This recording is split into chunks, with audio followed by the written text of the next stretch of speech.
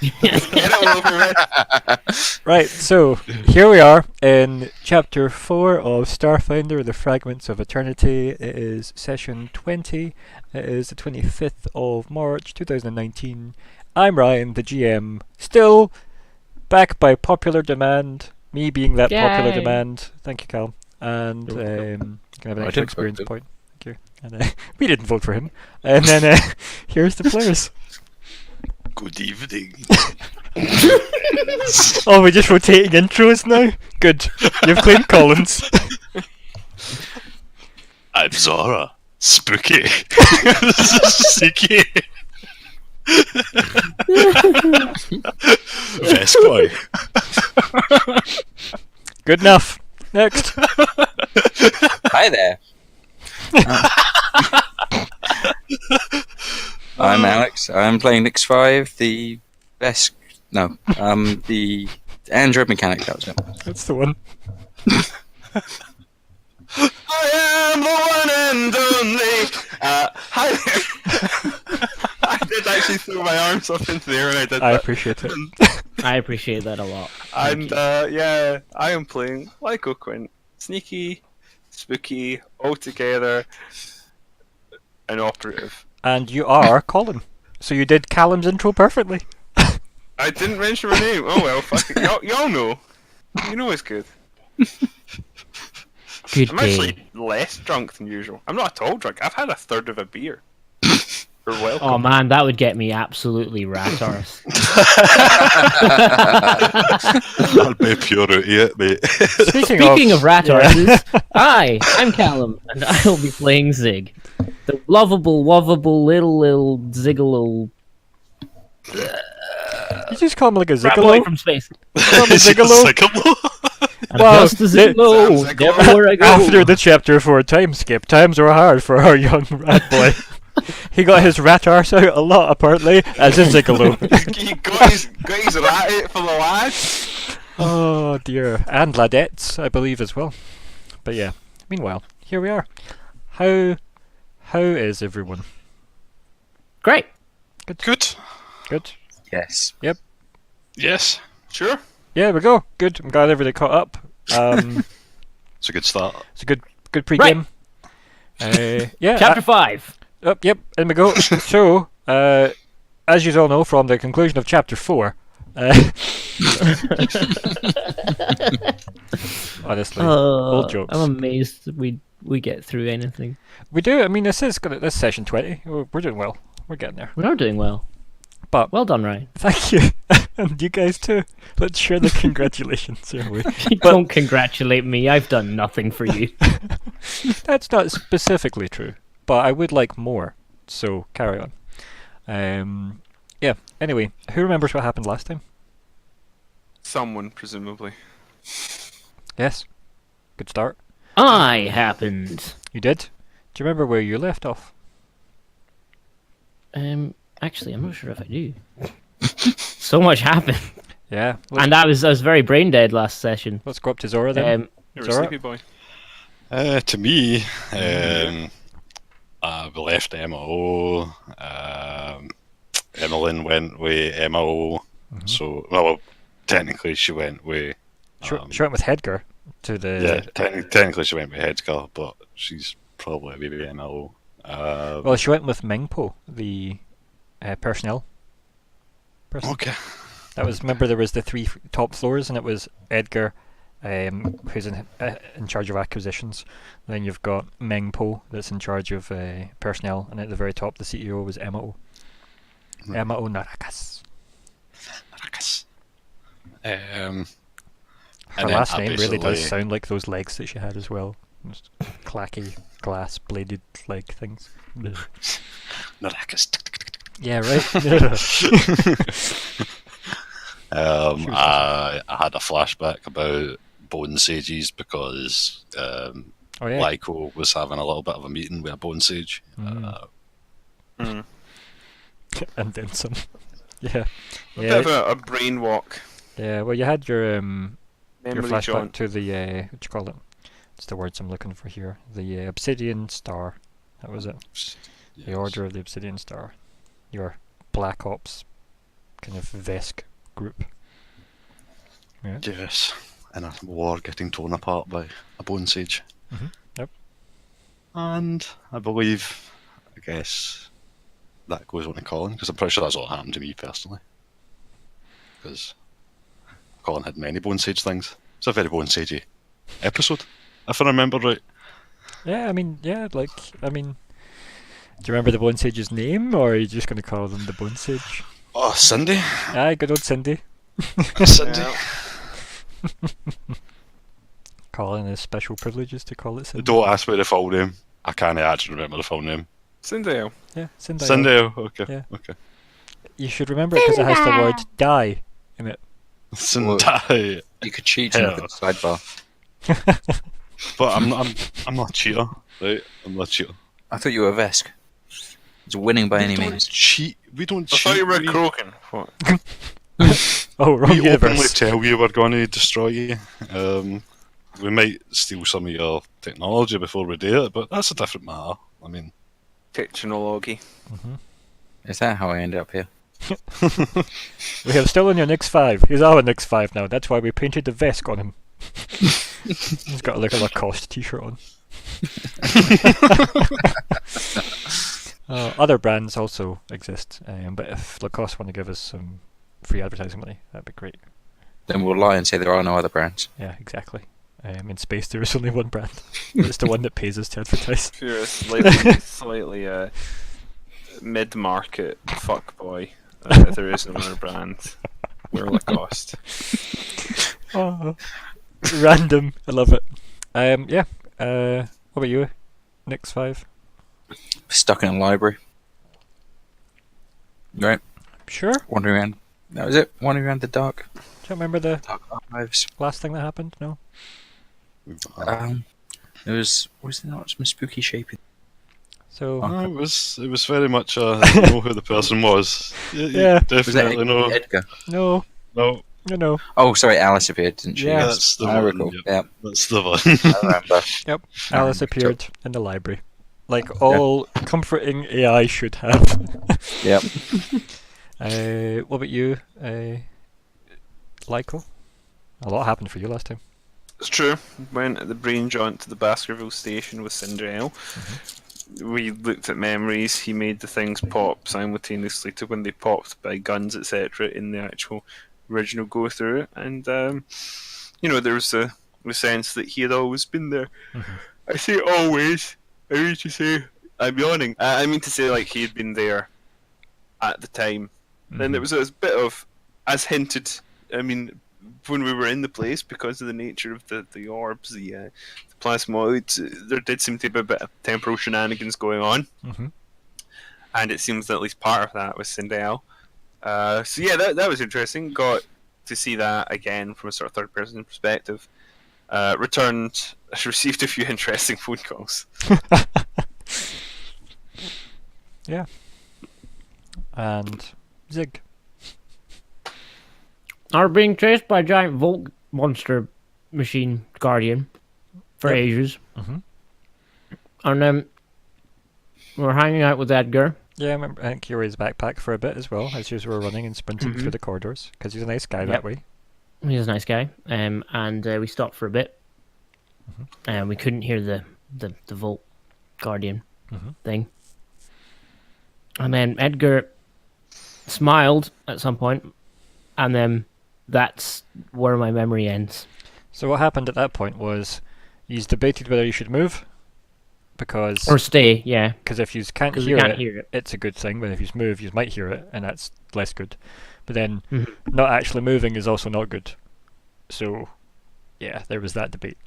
And then he's Yes. moved on for a bit. He asked if you actually had a vault.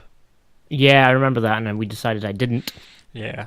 And you're like, me no. I don't have vault. No. I don't have I stuff don't to need, put in I don't vault. need no Yeah. Volt. I've got nothing. Then I'd have to travel to see my shiny things. My shiny things. Then you stopped near like a corner thing. You were put up against the wall. You overheard some voices. Do you remember now? Some very familiar voices. Racially familiar. Oh, I saw the flipping dry thingy stealing the egg thing! or something. Familiar. Movie. The Drag Queen. Alright, so you seen the Dry Queen. I saw the Dry Queen, and I'm like, oh, bitch, gotta die. So do you remember? I remember you now. remember now? Yeah. In case that wasn't obvious for everyone. Yeah. So. Yeah. I hate this. I Well, forgot how emotionally. This is why I forgot. just for 'Cause protection. I'm so emotional to protect myself. Because I'm so emotion. To allow me to, actually function throughout the week. Yeah, well, these things happen. Ah. Yeah. Hmm. So, again, GM note so far. We still in the market for a 5th player. I for- did put the feelers out. I didn't get any responses. Yeah, so- I had a limited pool to sort of pool try from. with. but I know quite a few Hey. people are away, so that's. Mhm. No, it's the same here as well. Like I had a couple of people in mind. Some people couldn't do the online thing. Other people just are in too many games. Quite frankly, Mm. Yeah. and that seems I to had be. saturation. Yeah, and like I do believe that being in many games a week, while fun can be draining, different if you're a player versus GMing and all that. But yeah, I feel like having a limit is healthy. He says, Yes. considering a 3rd game for a week. But anyway, these things are aside the point. So if anybody listening gets this far and we still don't have a 5th player, or even if we do have 5 and you want to put your name in the hat anyway, carry on. That's what we're here for. Yep. I don't know how you're going to get in contact with us, but comment on the YouTube video, I guess, and I'll probably notice it at some point. So You can phone me on 0777 777. Man, 777. somebody that You must can be phone someone's me number. On 1. Ah, Or you can phone my boss on 018. Please don't. My boss on 999. And just ask for the big man. but if you're listening from America, that's actually 911. That's the new dialing code. If you phone 911. Wow. Wow. Wow. Tinfoil for everyone. Welcome to season 4. Yeah. So season, chapter, Oh, sorry. regret, Yes. whatever. Yeah, I don't know. Well, I call them chapters because I write them, but I guess they are seasons for people that watch them. So Mm. You could describe them as really anything. yeah, welcome to Banana 4. Yeah, if you like, and no one's going to stop you. I mean, you're right. So we open on Where'd I Zigg. get it? Hello, Yeah, it is I. you're staring up at the Just dragon. run out of pretzels, so it's probably a good time to start talking. You're staring up at the sorry. Dry Queen. I think it was. I came round the corner, right? So it was. It was one of those, you and Edgar were kind of like, he pressed you up against the wall type thing next to him, and you were both listening, and then, you were trying to get a better kind of hear on, and then Yes. shuffled round, and she walked round the corner and went, what do we have here? Or something to that effect. Mm-hmm. She never added the or something to that effect, because that would just be so Oh, flippant. okay. Honestly, I think Zigg. I have really mixed emotions right now, and he's quite exhausted as well from all this. Oh yeah, I Just mean, running like around. it's probably been very, very tiring. Mm-hmm. I feel like he'd want to. Every part of him wants to, like, I'm going to kill you, woman, but like he just physically can't find the sort of. Yeah, so I think Um, the best kind of explanation for the moment would be that you've got like a kind of fight or flight moment here, right? Mhm. So your rabbit in the headlights moment, and like, yeah, that happens. What is the? Apologies, a guitar fell over. I would say it's fine, but it's probably not fine. It's mostly fine. It's fine. So what's the thoughts then? How are we? Are we gonna stay and engage in the scene, or are you gonna Oh no, bolt? no! He's gonna bolt. But kind of like his thought process is like he would get ready to kind of like, I'm going to kill you, and then realize he has no energy to do anything. So he does that sort of like, kind of leans his head forward as if he's going to run, and then he just bolts the other way, just backwards. You know that kind of scene in The Princess Bride where he like raises a sword and just at what's his face, and then runs away. Yeah, kind of like that. Yeah, I get you. Yeah. It's almost the Han Solo Stormtrooper scene, right? Almost. You know, they kind Except he doesn't kill anyone. It's like the internal visuals of you charging, going but really it's you running back the way while they're following you. Yeah. Okay, I got it. We own none of those IPs, just for the record, everyone. For the time being. Yes, for now. Until the sweet cost money comes in. And enough to buy stuff. So. Yep. So anyway, yeah, so you bolt away, if that's the case. Yes. So yeah, I think... and I don't think he's... is there like more than one way to go, or is it just back the way? You tell me, what would be your initial impression? Well, I feel like if there are multiple ways to go, he wouldn't be paying attention to which way he went. If there's only one way to go... I don't think you've even noticed then, if that's the case. Like, I think you've just been running, and... Yeah, so he just runs. Yeah, like, it's... In a nondescript, non-specific direction. It's just actually like a 4 kilometer straight corridor. It's like they can still see you. Like, no, it's not like that. It's just, you've been running, you've not really paid attention to, like, turns or corners or anything, you've just ran. Yeah, I think that's fair enough to say. I run so far away. Played that on Saturday too. Nice. Really good. That was one of the ending theme songs to one of the 13th Age sessions. Oh, nice. Just for the people that were in that game's reference, it was the one where Rana was attacked in... what do you call it? Santa Cora. In Santa Cora. No, in the... I was getting confused as to which city that happened in. Of course, High Perch isn't High Perch, but... High Rock, but yeah. High Rock, there you go. Yeah. Which isn't High Rock. But no, it was Santa Cora when she was attacked and she woke up in the tent with the 2 melting bodies. But yeah. And then the dark lady was like, I'm taking your stuff, goodbye. And leaves.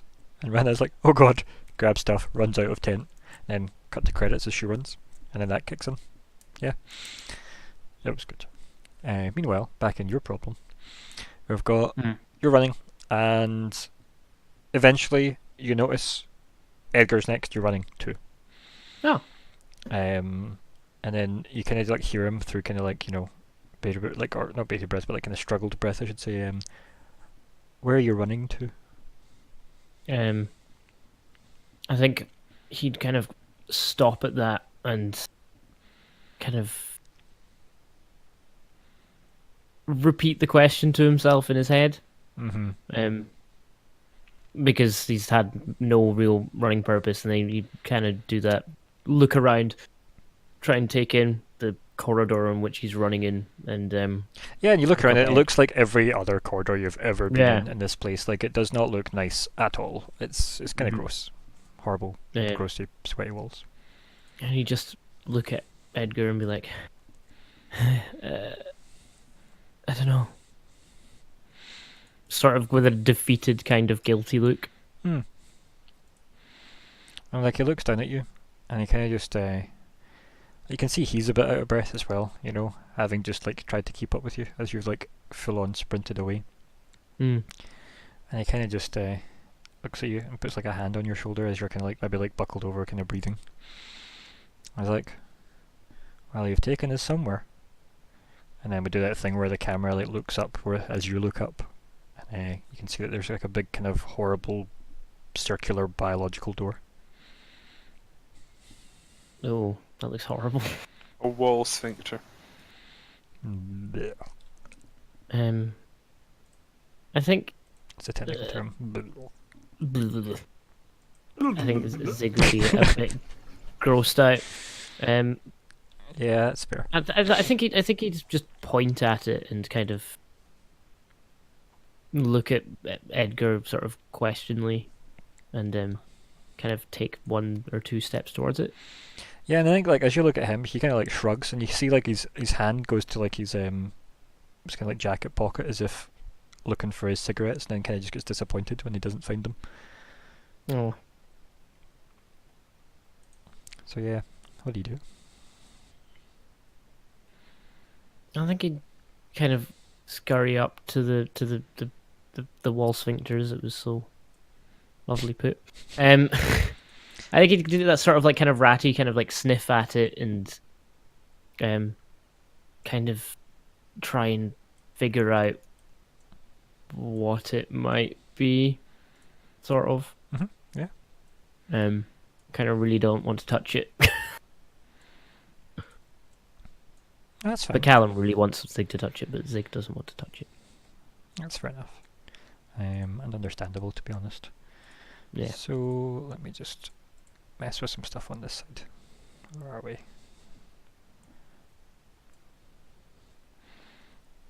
And I'm sure I had one for him as well. I definitely had a stat sheet for him. There we go.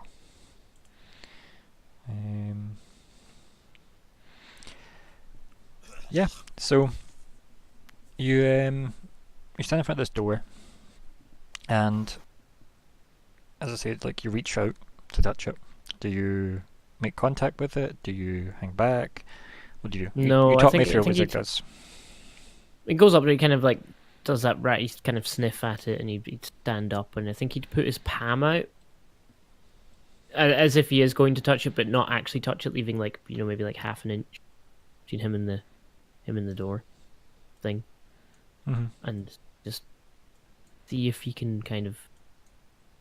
I don't want to say feel anything from it, but feel anything from it. You're getting just like me, and I love it. I'm not gonna say the thing I need to say, but if I say that thing, you know what I mean? Yeah. Yeah. You know what I mean? Know what I'm saying? Nah, I mean. Yeah. Mean. Oh, I know it doesn't matter. It's totally off topic. It'll go on a tangent. Doesn't matter. Remind me to talk about that later. Whatever it is now, Zigg, you have to remind me to remind you. Okay. Yeah, so meanwhile. Yeah, nothing happens. Like you put your hand out to the door, you stay out just above it. You feel the kind of humidity. The kind of heat and wetness of the place. Mm-hmm. Yep. That's about it.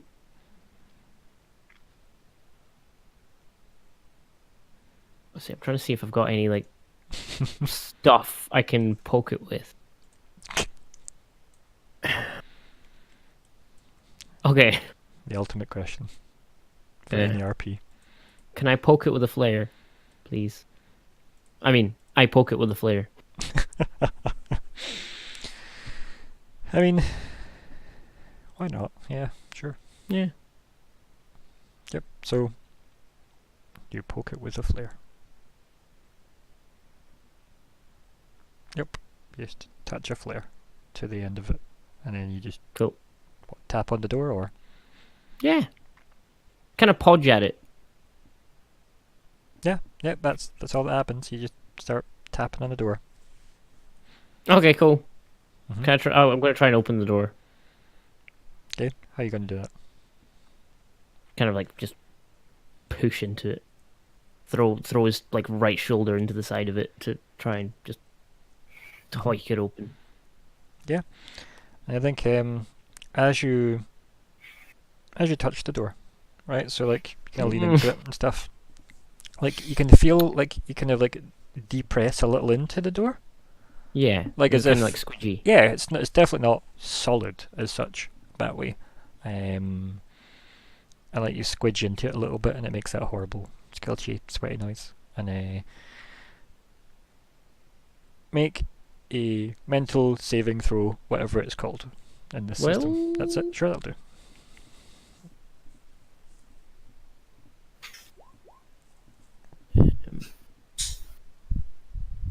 Badoop. Oh, that's the wrong button. Door save.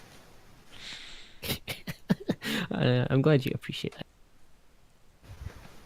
You have successfully saved the door. Yay! I am Zigg, savior of doors. Oh dear. Amazing. But yeah, regardless of that, Sorry. you feel a connection between the door, you, and something on To your my person. shoulder. Yep. What kind of connection? Like you're kind of the middle part in a current. Okay. Yeah. Like you're gonna stay connected to the door, you're gonna I step think away I'm from the gonna door. push at it for a little bit, and then if nothing happens, then just kind of step back from it. Yeah, so like as you're doing this, like Edgar just sees you push into a door and then just start like scurrying your feet a bit harder into the door, Yeah. and like as you shoulder barge into it. And yet the entire time you're in contact with it, you feel this weird sensation between like something on you and the door. As I say, this kind of tingle going through you. Oh, okay. And then Edgar says to you, "Step back a second." I would like to look. Well, I step back. Yeah. Because he's older and wiser and superior, apparently. I am 7 days old. But yeah. And I'd like to kind of look at my wee medallion thing. Just look at it. Yeah, well, See if it's doing anything. you step back from the door, and you can Mhm. see like a weird orange glowy light kind of silhouetting your shape on the door as it fades away as you step back. Ooh. Yeah, you look down to your medallion, and it just stops glowing. I touch the door again. How do you Whilst touch looking the at door? Just with my palm. um, I'm holding the medallion in my other hand, and I'm touching it with my... So if I'm holding it in my left hand, I'm touching the door with my right and looking at it. yeah. Will save, please. Oh, bollocks.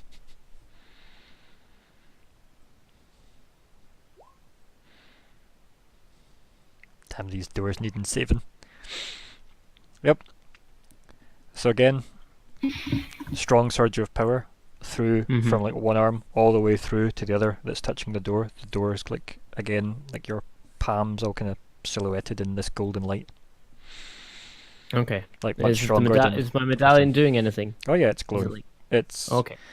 it's quite bright. Okay. I touch that to the door as well while still keeping contact. Excuse me. So you put the medallion on the door. Yeah. Okay, yeah. Yeah. Like that. I'm actually doing this in real life. Now, My hands are out. Now take another will save. Okay. I'm not even going to bother writing it. Yep, just door's click got the enough button. I knew it. You instinctively pull away, Okay. and like you're left with the sense of feeling like what you're doing is wrong. Okay. I would like... So far Edgar's watched you like shoulder barge into a door and it starts to glow. He looks at you as if, were you the one glowing? And then you step away and it's still glowing, and then you look at your chest and it's glowing, and then you then just walk up to it and touch it, and then it starts glowing again. Then you hold the medallion up and it starts glowing, and you start glowing, and the door starts glowing, and then you push the medallion into the door, and then all of a sudden you quickly pull it back and step away. So this is what Edgar's seeing, just for your own Okay. additional perspective. So yeah, you have this feeling like it's wrong. Okay. Kind of like you're betraying yourself. Ooh, don't like that. Yeah, I think he'd actually kind of... You know, like if you make yourself a promise, like I won't eat chocolate this month, then you look at a chocolate bar and you go, God damn that chocolate bar! Stop seducing me. Oh, it's kind of like the dark side of yeah. Okay. I think he'd take a step back, and he'd just I don't think he'd like. Well, as I said, put it I don't mean you're on- being seduced by the door. I said like you feel like you're betraying something you made Yeah. to like a promise to yourself about. Mhm. Yeah, I think he would still just step away from the door and kind of just ponder. He'd kind of put his medallion away, kind of more probably in a pocket. Mm-hmm. Yeah, just in the pocket of your robes or whatever. Yeah. Yeah. So it can't see. And then so it And then can't see. Quint It can't see my shame. It can't see. It can't see my shame.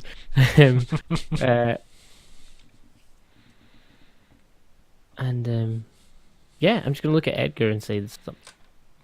Edgar has got like his mouth slightly open. He's just like, what the fuck? There's something about this door.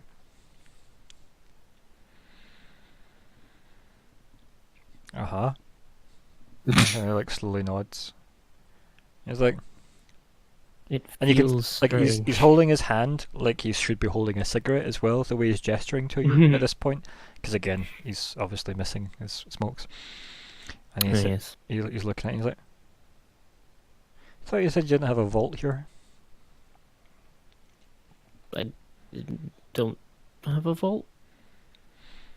And he kind of like points at the door. He's like, that door seems to like you. Hmm. You can see like he puts his hand up to his lips and then he just slowly like turns it into him like caressing his chin. I think he'd kind of look at Edgar, look at the door, look at Edgar, look at the door.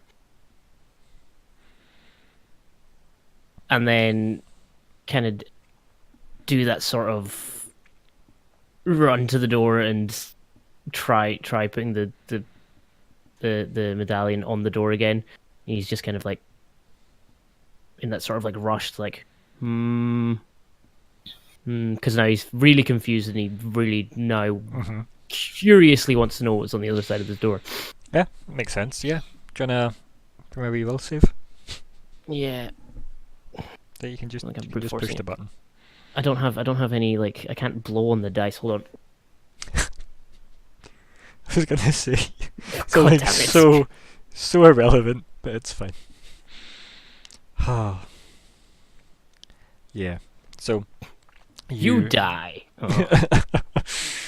No, I'm just gonna skip over the blowing the GM comment. I was not gonna make. You go to put the medallion on the door, and again the glow surrounds like your hand, like because I think it's just your medallion that's gonna go into the door, isn't it? So Yeah. the glow surrounds that, like all the kind of like weird kind of indents around the muscle structure of the door all glow this orange light. There's a warmth to it, like that's a bit fresher than the horrible sweaty humidity. Maybe sharper is the better word.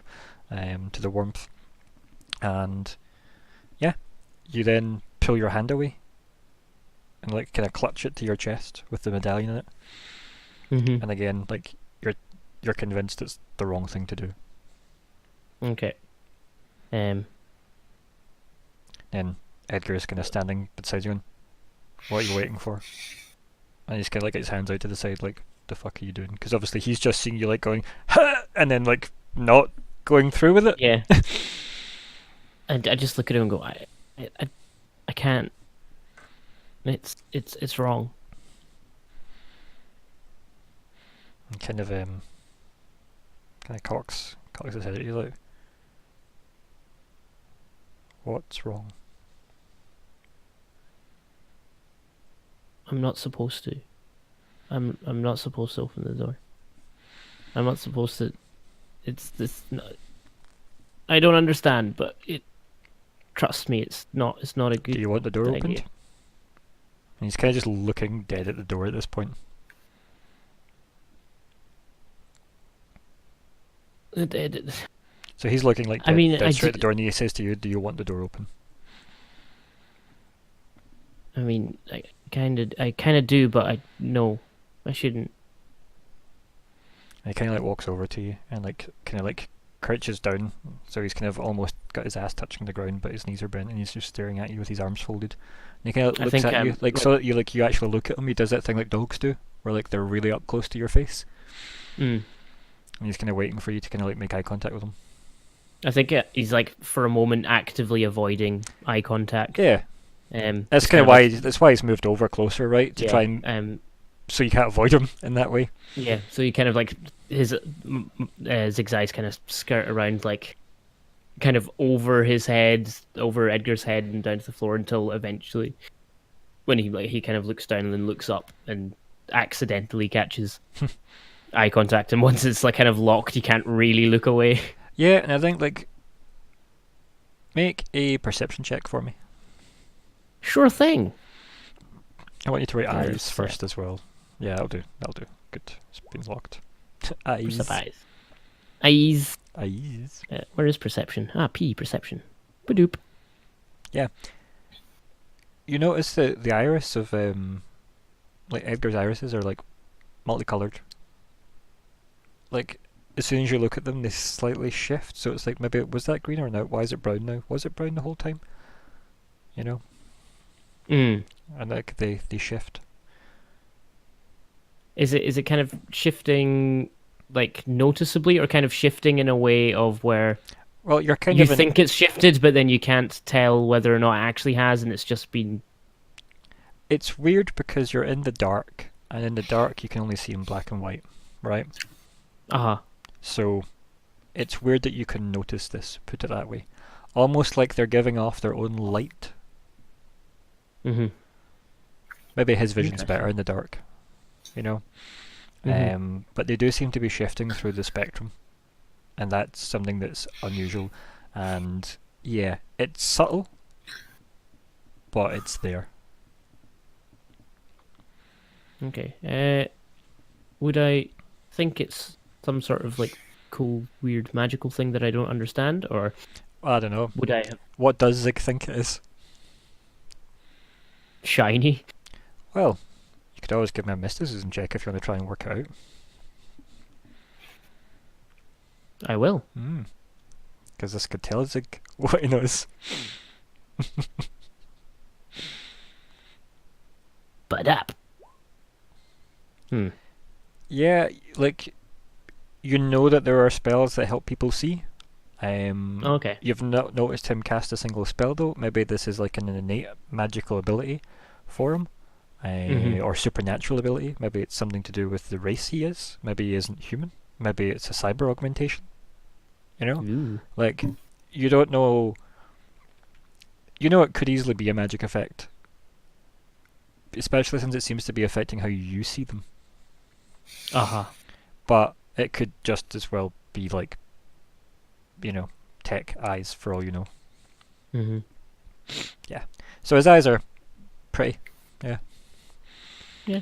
Yeah. I think he'd kind of be drawn in. Yeah, that's what, like, that was by the that, point I was getting almost across. hypnotically. Yeah, and he's Yeah. like, he's staring at you and he knew that you'd be drawn to that. And then he, as he stares at you, and you've got this kind of hesitation and like regret feeling and disapproval of this opening the door. And he says, "We don't have much time. That didn't seem to be a very friendly encounter earlier. And I don't mean the Vault Guardian. I mean the Dark Elf." I think Zigg would kind of shudder a little bit and just nod silently. Like, you can kind of see that Edgar knows he wants to ask more questions, right? And you can see, like, it's obvious. He's like eager to be like, "Who is she to you?" ... Right? He's got that kind of reporter vibe of definitely wants to ask a million more questions, but realizes also there's other times for that. So he stares at you again. He's like, "Do you want to open this door?" I think he would kind of just close his eyes and nod silently again. And then, yeah. What does Zigg do then? So you're nodding silently.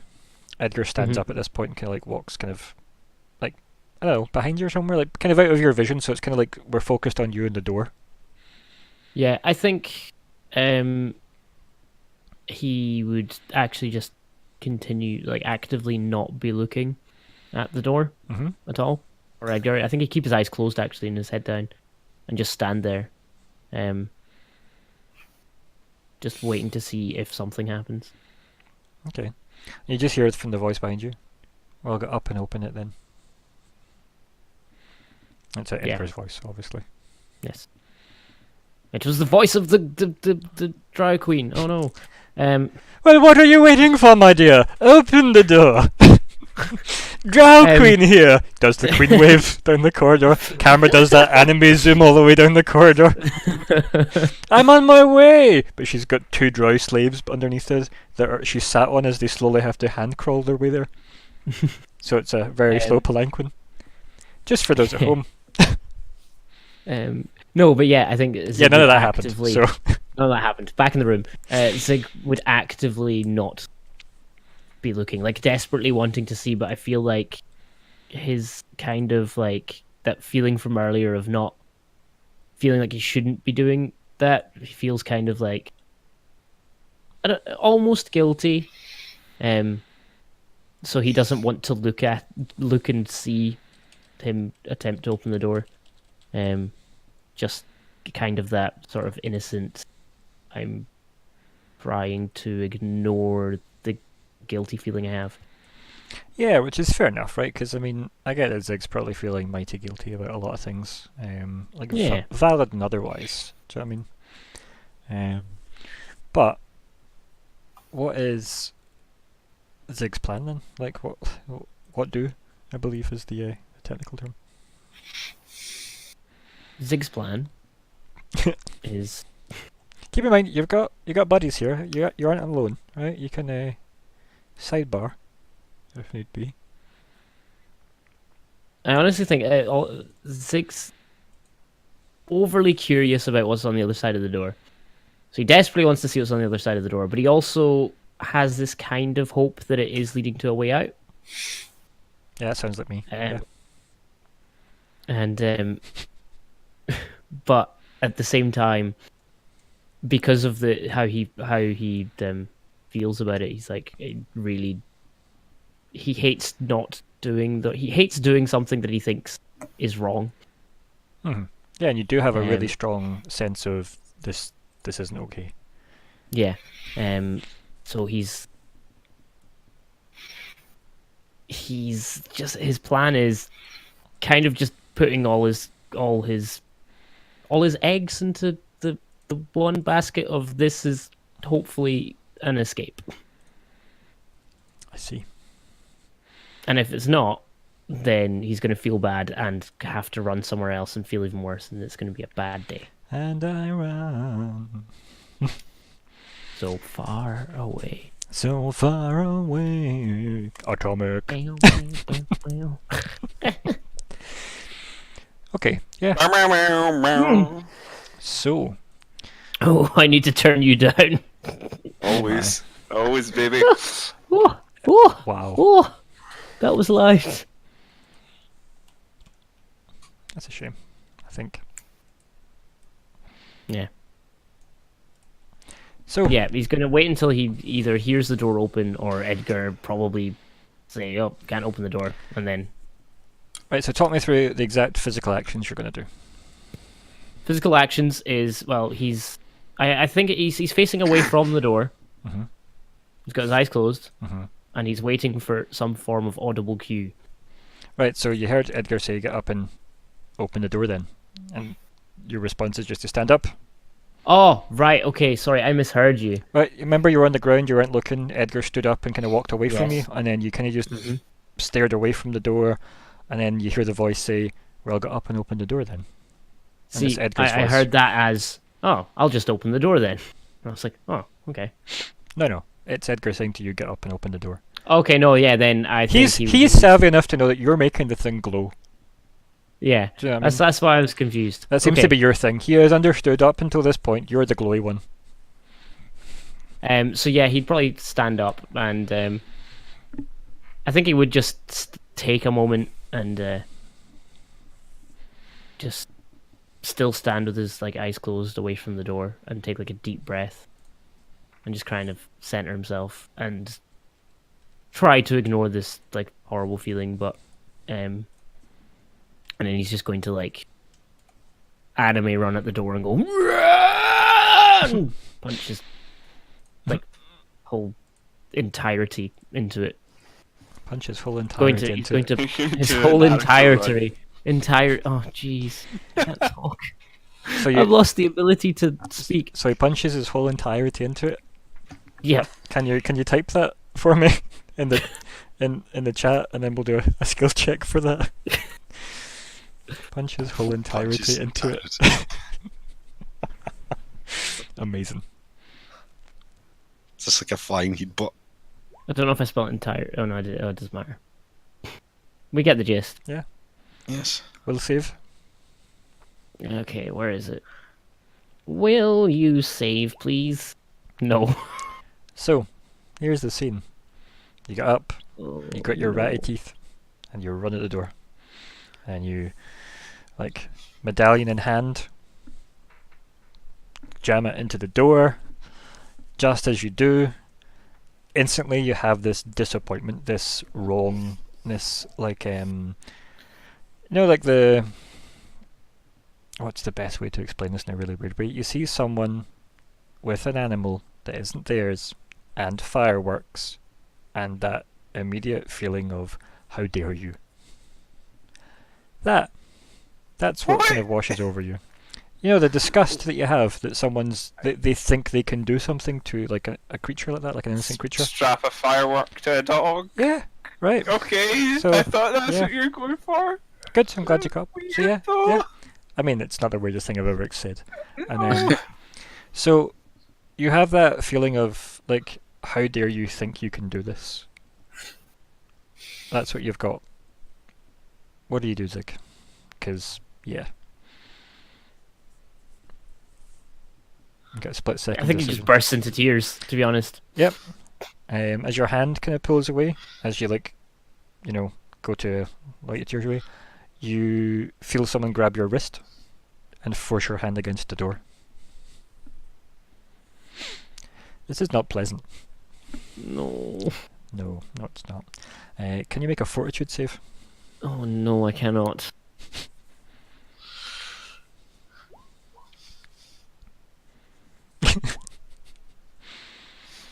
Same as your will save. Yep. You are kind of held against the door, so that your hand's pressed against it, holding the medallion in. The entire door starts to glow. All the light kind of snakes its way through all the muscle kind of structure of the door, and then the whole thing's slowly bathed in orange light. You and Edgar are both bathed in this light as well. Again, very warm. Mm-hmm. And the medallion's kind of like stuck into the door, as if it's almost grown into the door. And then you find yourself kind of slipping, kind of unconscious like. I think kind of as that's happening, you kind of try and let out some sort of scream, but nothing kind of comes out. So it's like a wee silent scream. I think as well, like we've got like the kind of the noise from the light blaring out as well, and like the heat and the door like kind of almost like vaporizing, if you will, in this orange light. And then we hear you kind of like you scream, but the audio track is like blended with the audio from the light, so we don't actually hear anything. And then everything goes black for Zigg. And we'll come back to you. So, yeah. It's tense. I might need to get a drink. Yeah. I recommend it. Meanwhile, Lyko, Nyx 5, and Zora. All Yes. of you. Some time has passed. Quite a lot of time, in fact. We're talking almost a full year has passed. Yous have been Ziggless for a full year. Almost. The latest intel that yous have had. That's assuming Zora is actually here with us. No, maybe. Zora? Zora.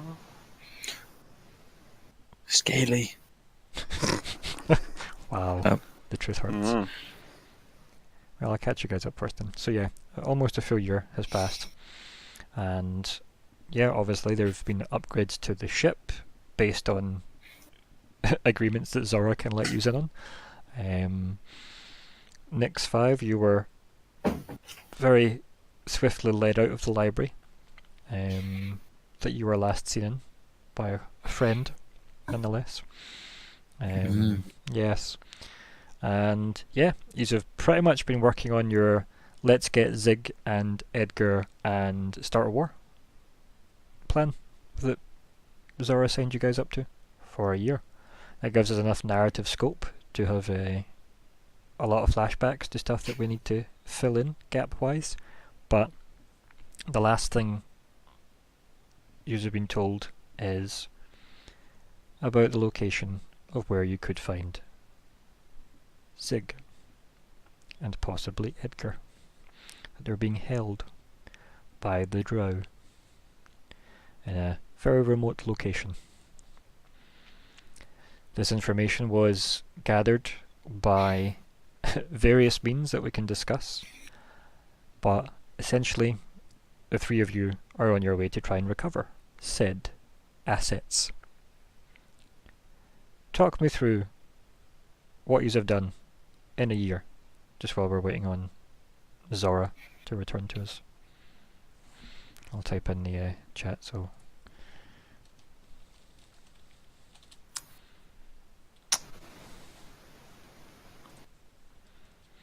I imagine at some point Nix 5 probably got himself thrown out of the library. Well, let's talk about that, shall we? Like, Yep. And in fact, you back with us there, Zora? Yes. Good. So let me catch you up, shall I? So we faded out on Zigg, Okay. and it's been almost a year that you, Nix, and Lyko have been working together on starting a war with the Drow, getting the Okay. Drow Queen's head in some fashion, and trying to recover Zigg and Edgar. Okay. So you've been without Zigg for almost a year. Such a young man as well. So, Young yeah. impressionable Medkit. Yep. And your medkit went missing. No. Oh, Yeah. that's a great session title. And your medkit went missing. missing. I lost my Medkit. Missing medkit. Desperately missing medkit. But yeah, so a year's passed, the ship's been upgraded, obviously you're slightly more ingrained into the Aspis Consortium business. MAO obviously was good on her part. You've not heard much in the way from Emmeline at all. Or at least what you have heard has not really been of worth, I guess. It's all been like the equivalent of small talk. Okay. Or I think the way Emmeline would say it, she would say talking small. Knowing Emmeline. But yeah, so you have that. You're working on intel that is in a remote location, back out away out to the random ass part of the diaspora,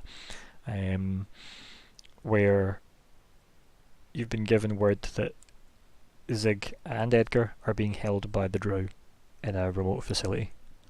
You got this information through various means, but through Escape primarily gave you this specific lead.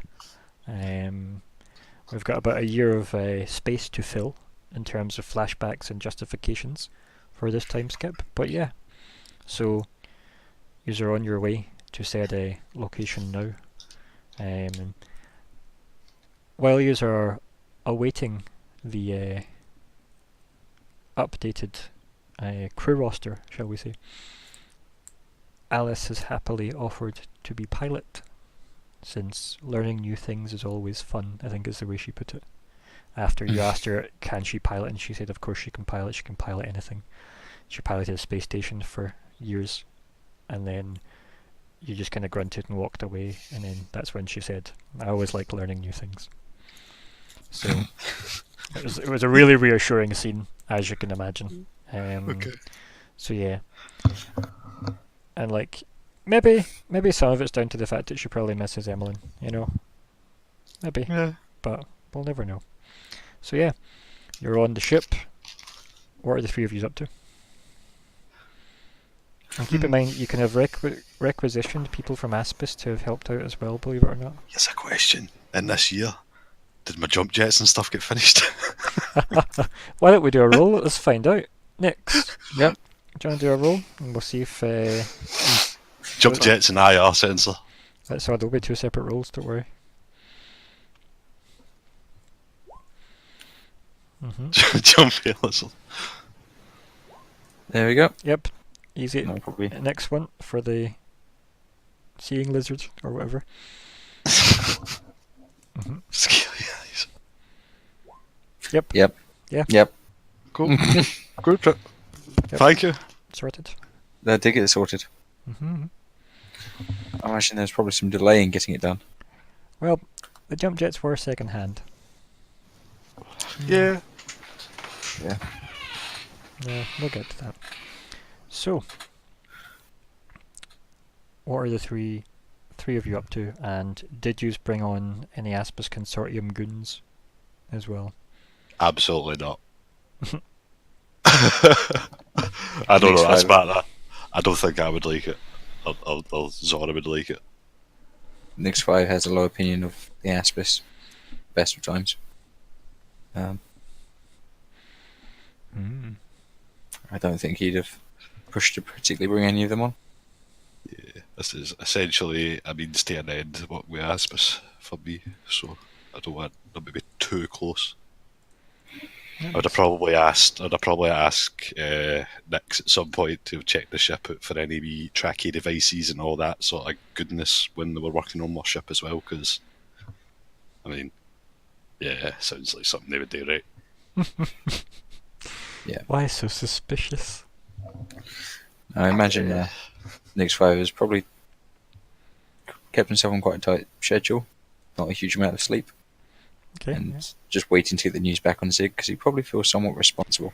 Yeah, so let's talk about that. Like, let's maybe have that scene, right? So, you leave the library, eventually, right? The Alice, as it were, as weird as that is, speaks to you and says it's time to leave. You have things you should be doing. Doesn't have the same inflections as Alice at all. Like, really doesn't. It's a really weird, like, uncanny valley Alice that you've got. And you basically get guided out of the library. You pass by that awkward attendant, and that's about it, right? Like, there's very little beyond that.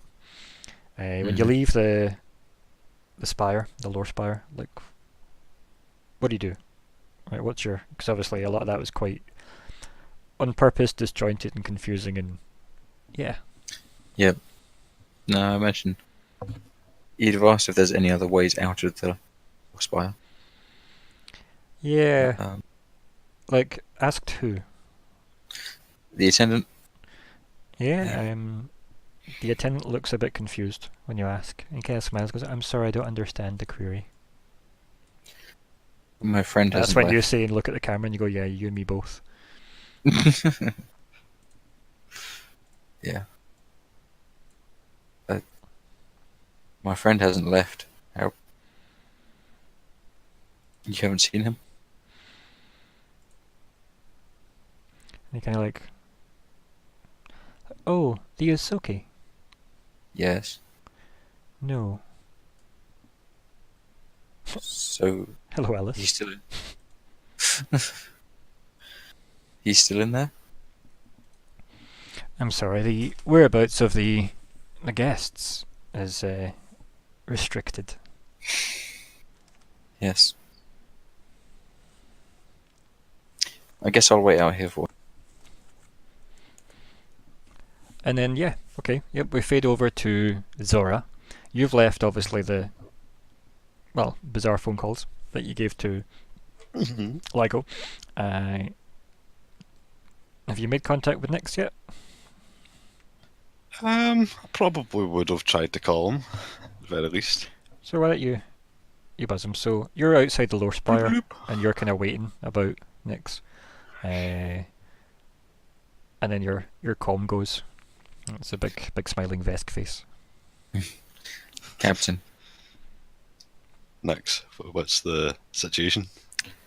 You've tried to call you about 20 minutes ago. Couldn't get in touch. I can't find Zigg. You can't. You what? We went to the Law Spire, and he's gone missing. And I don't believe he's left. They won't tell me where he is. So I'm now sitting on a bench. And he didn't climb into any events or anything? I mean, you at least stay that lot. There's not really vents in the Law Spire. Probably just kind of sigh. And I'd say, well, we're probably down Emmeline as well for a while. What do you mean? She's kind of went off on a solo mission with the CEO of Aspis Consortium.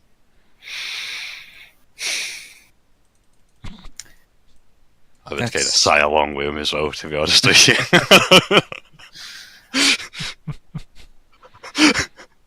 That Yeah, seems like a Olka. poor choice. What did you say there? Sorry, I missed the last I part. said that seems like a poor choice. You're telling me. But speaking of poor choices, At least we know where she is. Ish. Yeah. I'll head over there now. Maybe we can find something. I shall await your arrival, Captain. I would kind of nod, even though he can't not see me nod, but I would nod. Yeah, and but just it's hang out. instinctive, right? It's one of those things Yeah. that you would do anyway. No, I get that. Yeah, Right, I'd yep. nod. Okay, so yeah, you hang up. Lyko. Mr. Quint. Yes. What you got up to when you come back, your mind jaunt? Well, as we left me, I was sort of recovering, sort of reeling from something, and then, as I recall, Sindel did something, and I don't know what it was. Mm-hmm. So yeah, you kind of come to, and yeah, the room's empty. Huh. I would mutter something profane under my breath and head out the door. So yeah, you head out the door. Where are you off to? What's the plan? I would like to see if I can locate, because he's assuming Sindel simply left without his handler, as it were. So I would like to try and locate him. Sure. How do you want to go about doing that? How would you find something so inconspicuous Uh, as Sindel? Tracking. I would. No, I could. My first port of call, I suppose, would be to contact.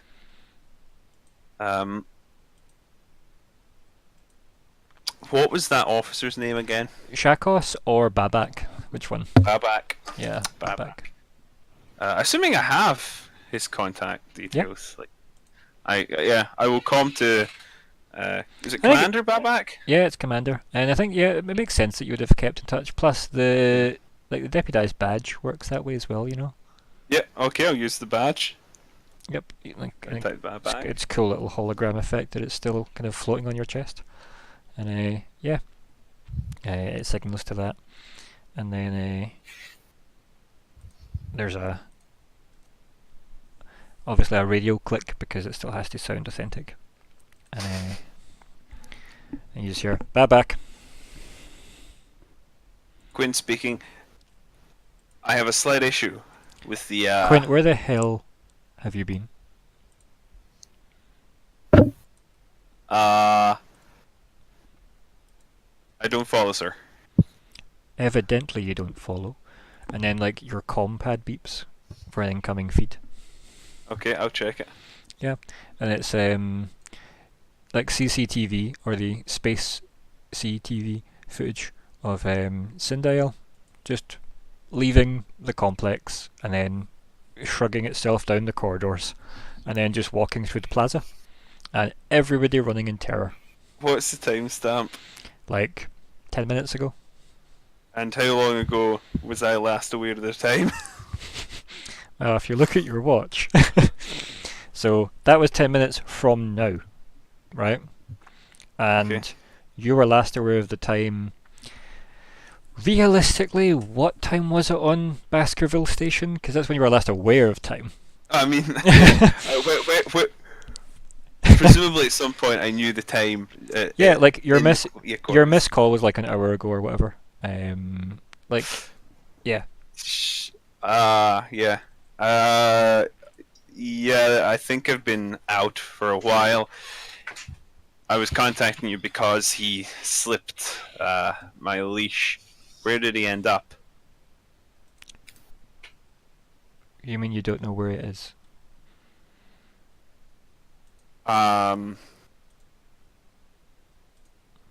That's not a good sign. You just hear like the biggest sigh from the other side of the comm, and it says, "Quint, fix this. We can't have a."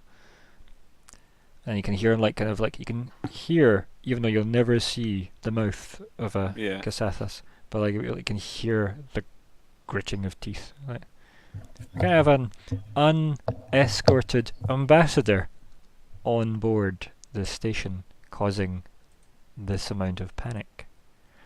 Do you require backup?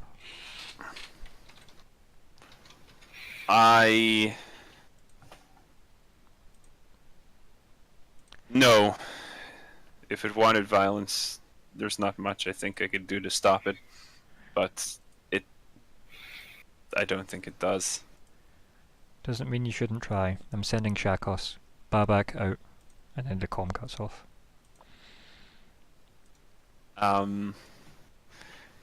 Quint would sort of just stand there for a second, running his hand through his hair. Mm-hmm.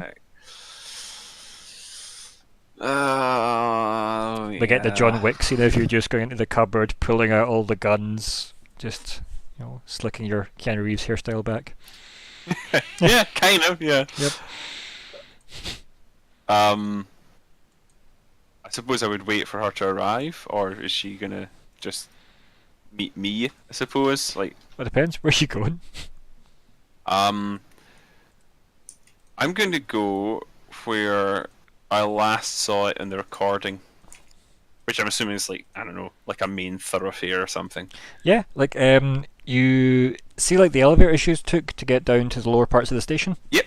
Yeah, it just pretty much like shuffled its way through the main kind of glorious plaza level and crammed itself into a cargo elevator.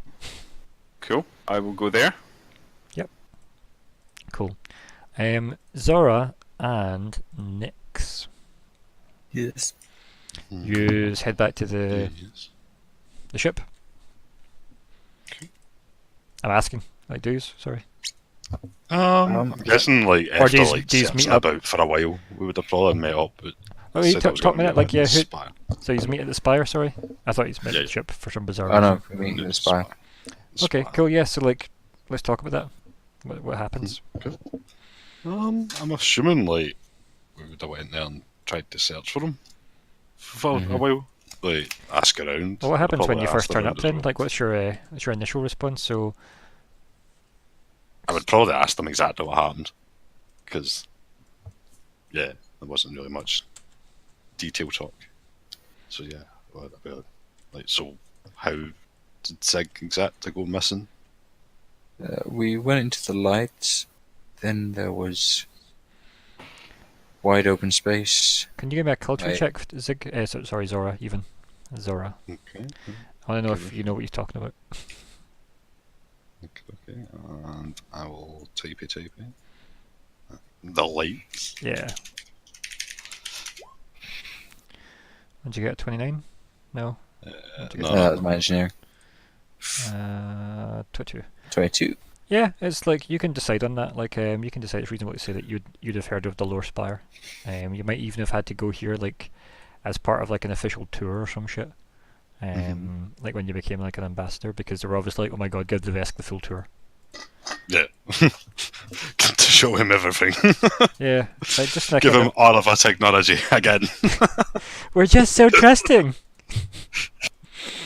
But yeah, so yeah, you know what he's talking about when he says that like you aren't just in some kind of bizarre like heaven trip. Okay. Cool. So yeah, sorry, carry on. Next. So I spent some time talking to the AI search engine, I suppose. Well, you're I spoke some time talking to the AI. Oh, sorry, you're talking to him. Sorry. Yeah.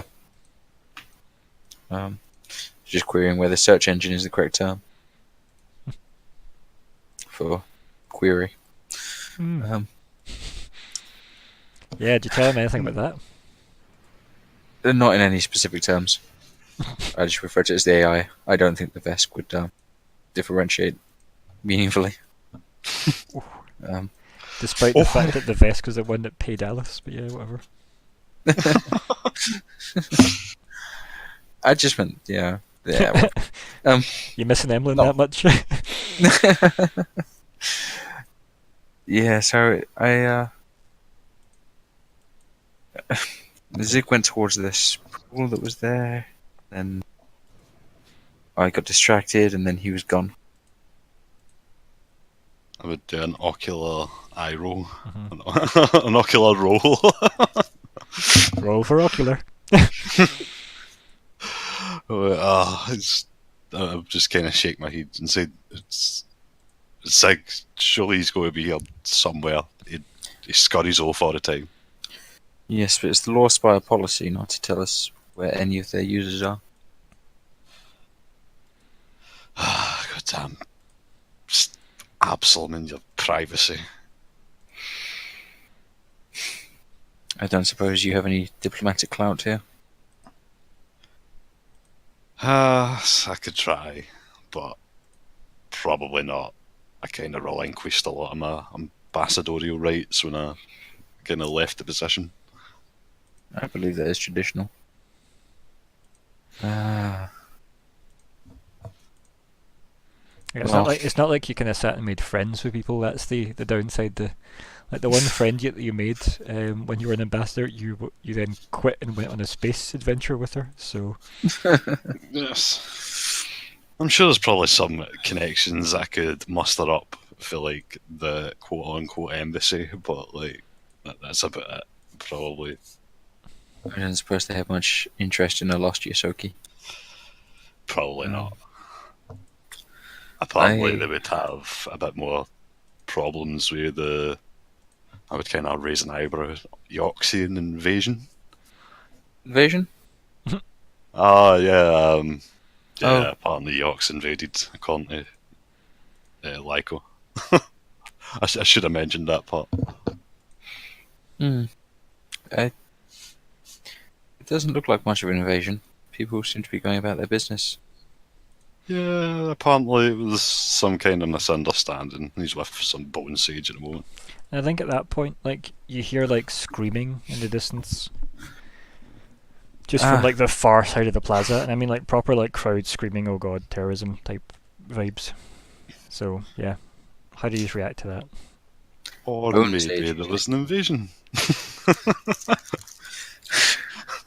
Pull out the guns. Yeah, and whip out the gun as well. But I'm still hot. You probably see some smouldering shoulder pad or something here and there. You've had time to have used a 10-minute rest of some kind, of just so as you know, because it took you about like the better part of an hour to get to like the Lore Spire from where you were. Okay. Keep in mind the station's huge. Problem with that being is I've already leveled up my character and I don't know my HP. Oh well then. I didn't expect this. I know.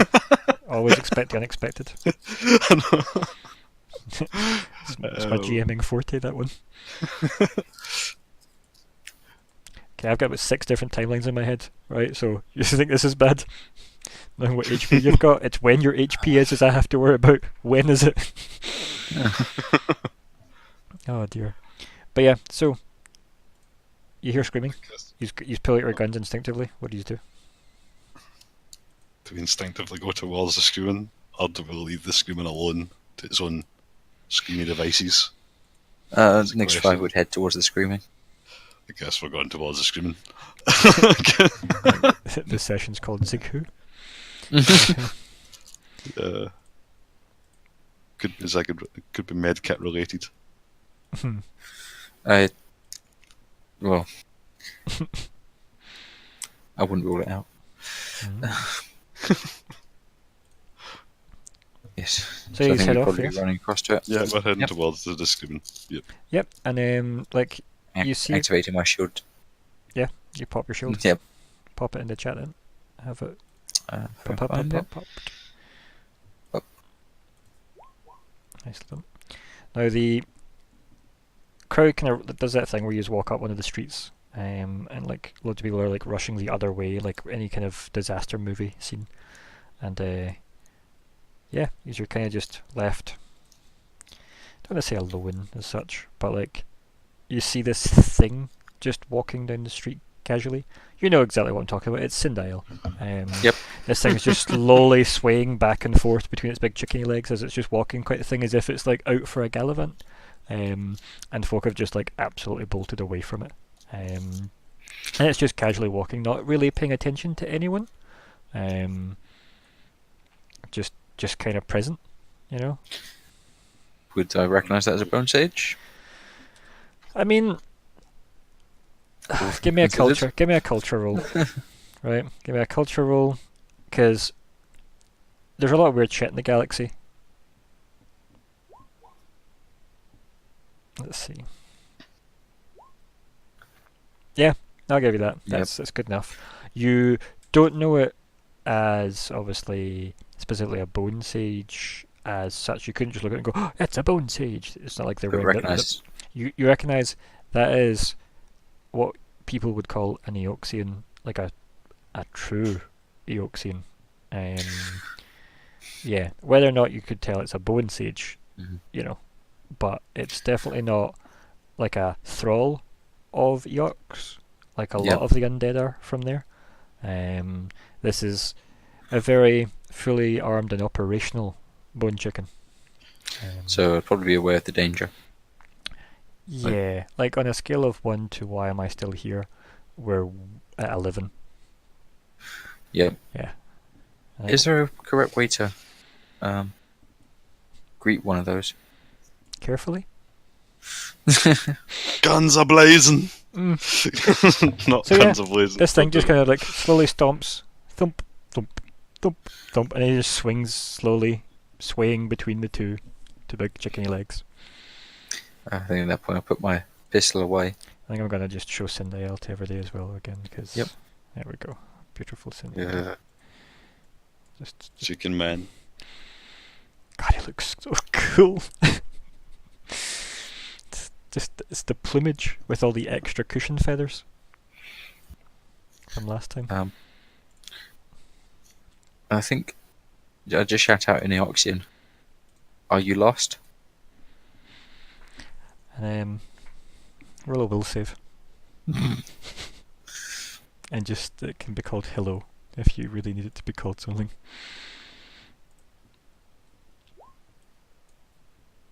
Hello. Right, okay. So do you know when you see in a movie people getting like hit with water and it comes from high above or whatever, or like it's pressurized water from like a submarine or something and it just smashes them and people go, water's not that dangerous, boosh, and then they get smacked with it. Think that but telepathically. Right? That's what's just hit you, and it's a very, very, very friendly hello, but overwhelming, like the space station just screamed hello at you. Too loud, too loud. Are you thinking that back? Yep. And then like you can see like it's maybe a couple of 100 meters away from you now up the boulevard, but it stops and kind of like just like stomps round on the spot and kind of like he cocks his head as he's hanging between his two big chickeny leg things. Like, do you like clutch your head? Do you fall to the ground? Like, what does Nyx do in response to the crushing water? I think he probably, because he was walking forward at the time, I think there's probably a bit of a stumble in his step and flickering of LEDs. Mm-hmm. So yeah, you've got like a diving battery glow stick next to you there, Zora. What are you doing? Who's just kind of like stumbled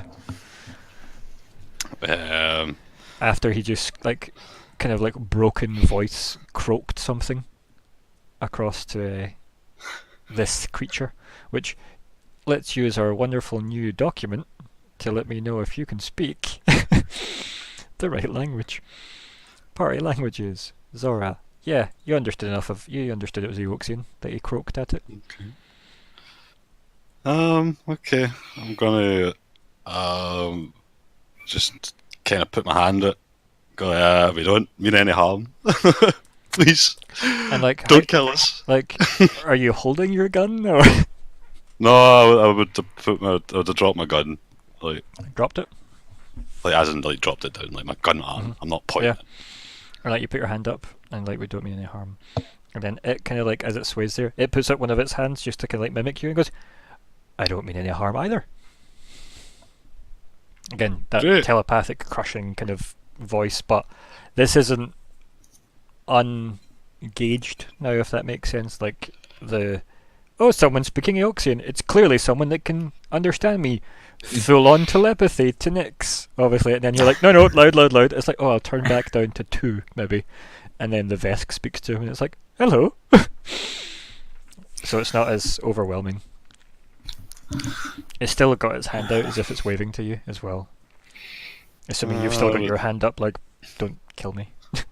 I would I'd bring my hand in, like, look at my friend and say, do you do that?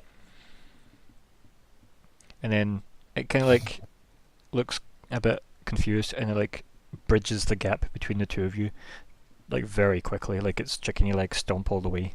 I would absolutely step back a couple of paces. Just abandoning Nyx 5 to his fate, yeah. No, just step back a couple of paces, startled, like almost, like that'd be startling, like that'd be fucking extremely startling. Yeah, so this thing like stomps up, and it's still got its hand out, by the way. Like it hasn't dropped its hand; it's still waving at you. That's fucking crazy. It hangs all the way, like But as it gets closer, its like, attention is obviously on Nyx, not on like you, but its hand's still up against you. And then it kind of looks up, and you can hear its voice now. And it goes, "I am not responsible for this one." And kind of like then his wave kind of points down with a big kind of long, gangly finger, and points at Nyx. And then it looks up at you and just smiles and closes his eyes, and his big smile goes for like ear to ear. I would smile back and say, perhaps. Big white smile, the only one that could match this thing. Smile for smile. So good. I would get a like down and say, perhaps not so aggressive next time. Like it puts its hand on its chest, like aggressive from a Vesk. And it just laughs, like I would snigger at that. Kind of maniacally.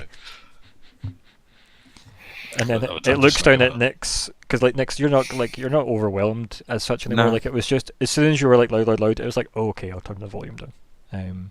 So like you stand back up maybe at this point, because not much time passed. It took up for say 6 seconds total for all that to happen.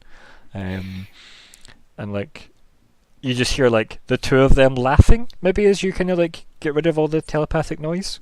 You just hear, maybe it's that really weird distorted, you're pushing away all the telepathic fuzz, and you hear just this and it all like this creepy, like as the tones come in and you look up and these two are just laughing at each other, smiling. God, that's terrifying. That is. No. I apologise, your presence was surprising.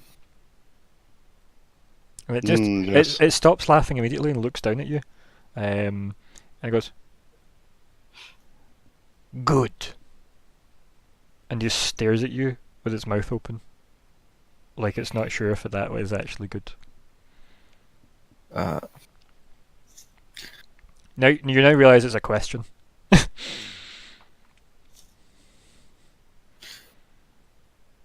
are you here on diplomatic missions? It kind of like, Trailing off with that one. yeah, and it kind of like rolls its eyes as if, am I here on diplomatic missions?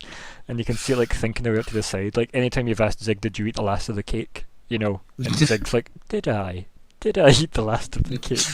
Maybe the sun ate it.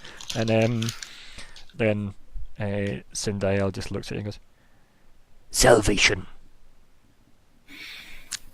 For who? Yes. For who? And then kind of points at you, and then points at him. Or itself, I should say. Mm. I would ask, so how many bone sages are on this station? As far as I can tell, there was All only a of few. them.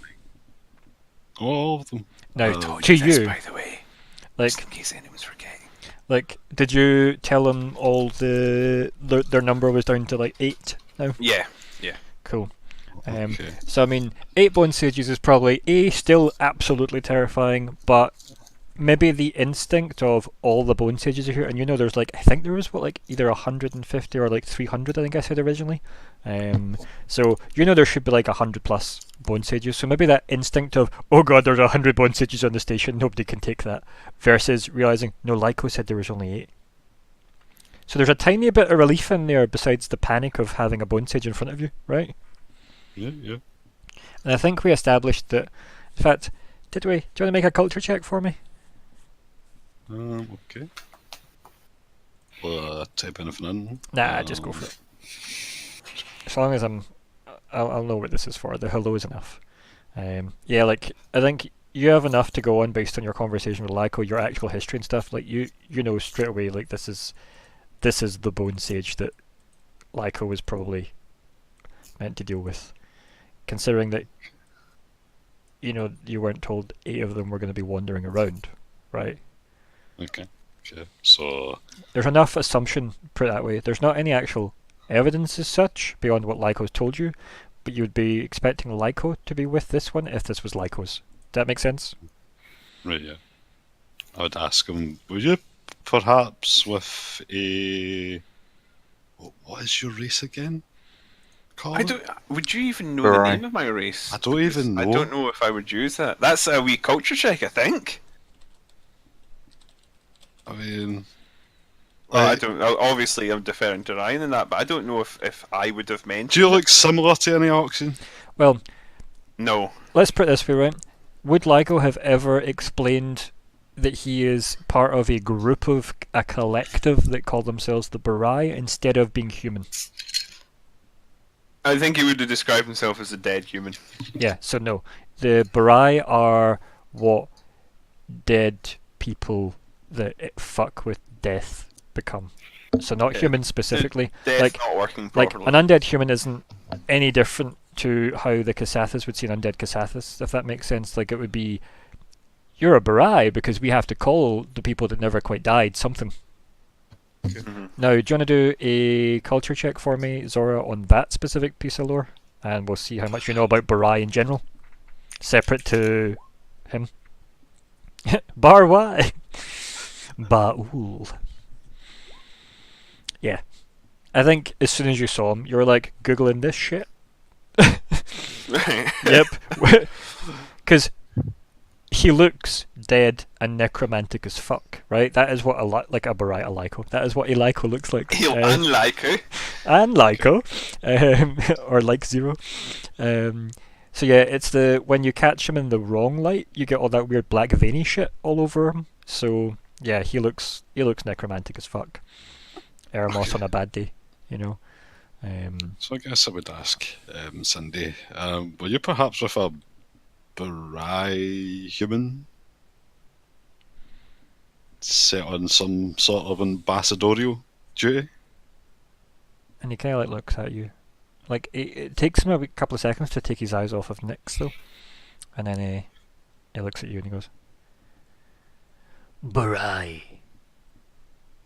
Explain, Barai." I would explain. I don't know. It's just some form of people that don't quite know how to die right. And do you know how to die right? Apparently not. I'm still Quickly, here. I suggest. What was that? I just said quickly. I think like if you say quickly as Nyx 5, like Cindy will just laugh. Like Yeah, I think it's. yeah, like as you do it, like whatever Zora was saying is just like kind of cacophonied out with laughter. I Like think and Nick's 5 is a bit off kilter with the psychic stuff. yeah, and it's the thing is as well, like this is like something really deliberately uncomfortable in a social situation versus you're programmed to be uncomfortable in a social situation. So yeah, it's a bit broken, and it's laughing, and it's like a quick death is, and it kind of stops and goes, gift, curse, curse, gift. Yes. And it kind of looks at you as if, yeah, that's the correct order. And it slowly nods. As if you totally Right. understand him. I understand there's a complexity to it. No. And it just like shakes its head.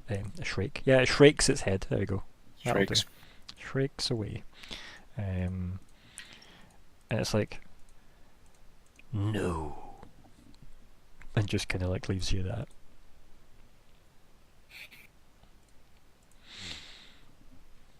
And he looks back at Zora, as if you were saying something.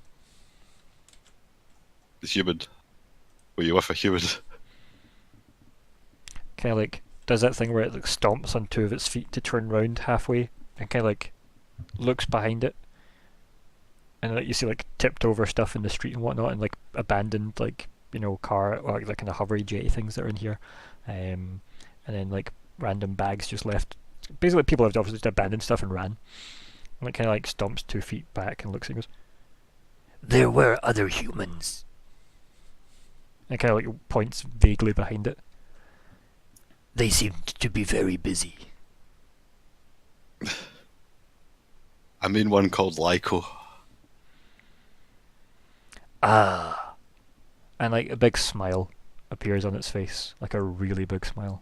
It goes, "I remember you." I would point at myself. "Wormhole," and points at you.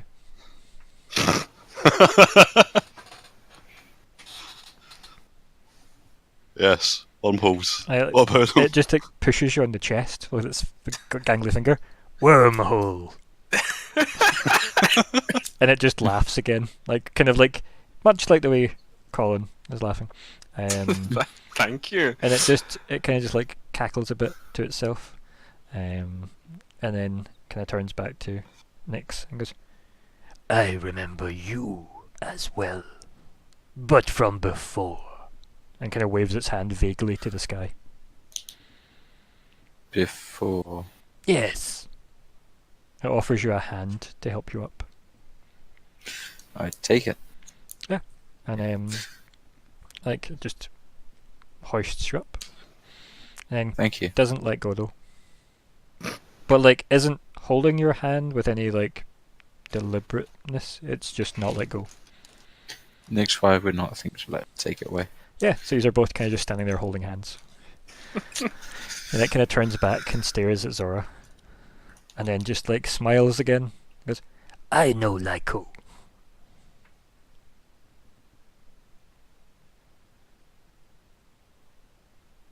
And that's what he says.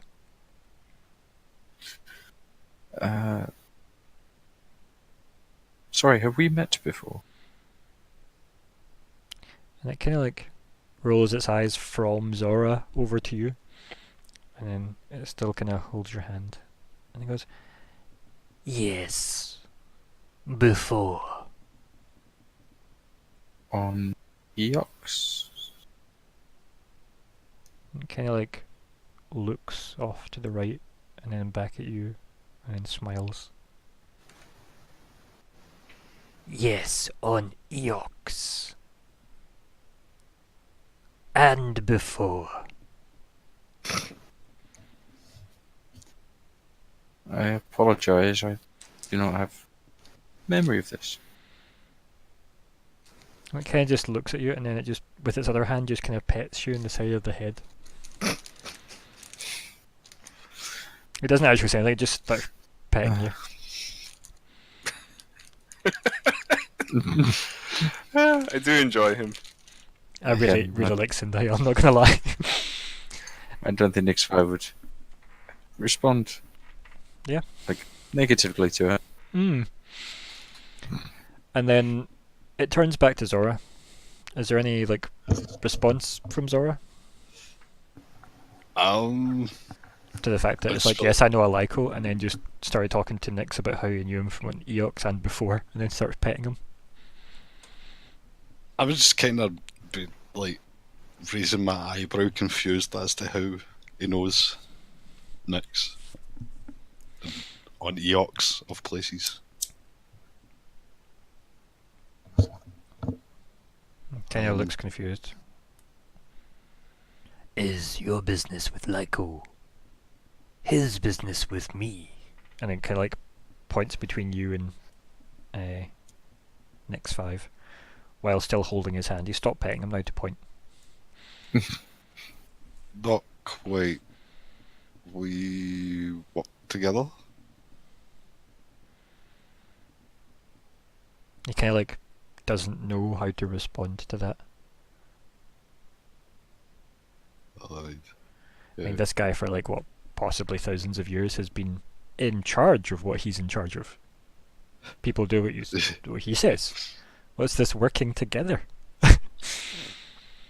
Yes.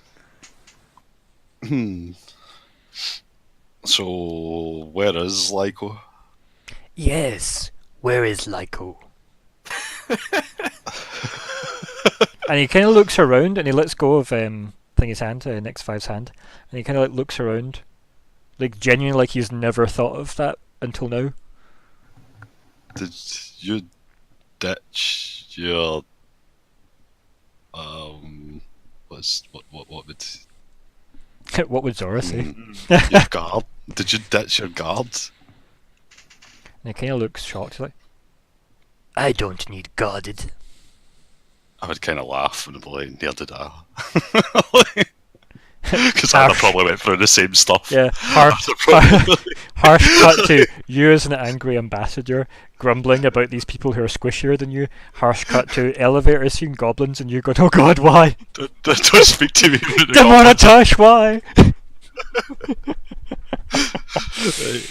All of your wounds weirdly in 3 red slashes. Who? No idea why. Even from laser blast, three red burns. Can only be wounded in Demoratosh. But yeah, so we're back in the scene. So like you laugh, obviously. Neither did I. Yeah. But what do you reply to? What do you say back to that? Because he looks almost like, why would I need a guard? So I'm assuming by the reaction of everybody around here that you probably shouldn't be walking around. Not that anybody needs to give you permission. Okay, he just looks so confused, and he's like, There is nobody around.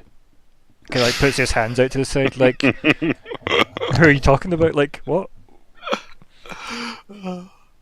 Good old Sunday. I thought the Vesk was single-minded.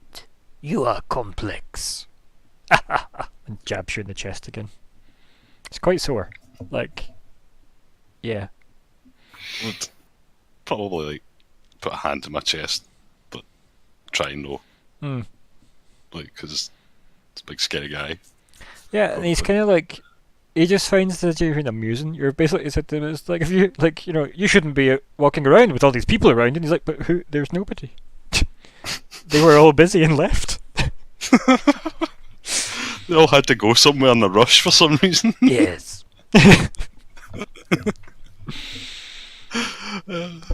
Gradually getting more and I know. more cadfish. Yeah. Yes, yes. I have one necromancer voice and I stupidly gave it to Cadfill. I would kind of like just roll my eyes at him. Like, well, since we're here, I don't suppose you've seen a Yusoki. Little rat. Little mouse thing. I know what is Sukiya. Okay. And he kind of just sits and thinks like, Do you have a picture? Do I have a picture? Zigg? Do you have a picture? I do not know. Probably not, Nix. Do you carry one in your wallet? Because that'd be super sweet. Think Survivor will have pictures Here's my on his med kid. tablet. This is my medkit. Amazing. Next 5 will have pictures of him. Probably for fitting technology purposes. Makes sense. Yeah. So It's there with all his vital stats down the side. yeah. Plus, you could probably pull like the footage from the ship or something, right? So This is him making a conspiracy device. so what do you show Cindy Hill? Yeah, probably a picture of Zigg excited playing with some his silver foil. Okay. Yeah. Oh, And then I might cry. he kind of like looks at it and he kind of like does that thing where like his hand kind of like folds over like the compad and lifts it up and then like opens his palm and he's staring at the back of the compad. And he's kind of just looking at it and goes, I don't recognize him. I bet he's clearly staring at the back of the compad. It's the other way around. He like turns his hand over and your compad falls. Go to grab it quickly. Reflex save and we'll see if you grab it in time. Yeah, let's say what, 15? Yeah. 15 seems fine. Hi, precious. Oh, well. Nope. Not precious enough. that's the worst you could have rolled. I think what you do is you actually smack it into Cindy by hitting it. Now that thing where you got to grab something but you hit it away further through panic. So yeah, you hit it into Cindy. And then Cindy lets out like a really, really loud yelp as soon as it hits the kind of bone leg and like lifts one leg up so it like arches her way up to one side and the yelp kind of screeches out and it goes, The Azoki is attacking me. and it like steps away like and it's awkwardly balancing on one foot with both hands out to the side and he's just slumped to the side because obviously he's hanging off this thing. So he's got one big chicken leg in there and your compad's lying like on the ground beneath him. I think that this would actually make Zora laugh harder than anybody has heard him laugh before. Like, the very thought of just a little Yusoki like making like a bone sage go ah, Yeah. it's probably like, very humorous. I don't think Nick's Fire has really noticed what's happened to Cindy. He's chasing after the compad. Yeah, my actual compad, that's really important. I made that. Actually, to be fair as well, right? Isn't that the one you gave to Zigg? That one probably is, yeah. And then Zigg probably took a whole bunch of selfies on it as well. Let's face it. Like, it's shiny because it has a flash, right? So Zigg probably took a bunch of selfies and then put Oh, it back yes. in your pocket.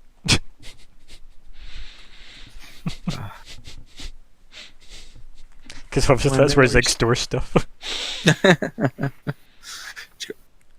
Actually, Nick has those sort of cargo pants that Mhm. pockets down like the knees. That's, Just full of Zigg. well, that's what Zigg uses to climb you. So, Yep. but yeah, so like Cindy then like rights itself, and then kind of looks at you scampering after the pad, and then like as you like go over and like pick it up and like like maybe clutch it preciously because you're like, oh god, is it broken? Yeah. Because it did just survive an encounter with a bone sage, you know. And then like Cindy kind of like hangs over you a bit and goes, Is he injured?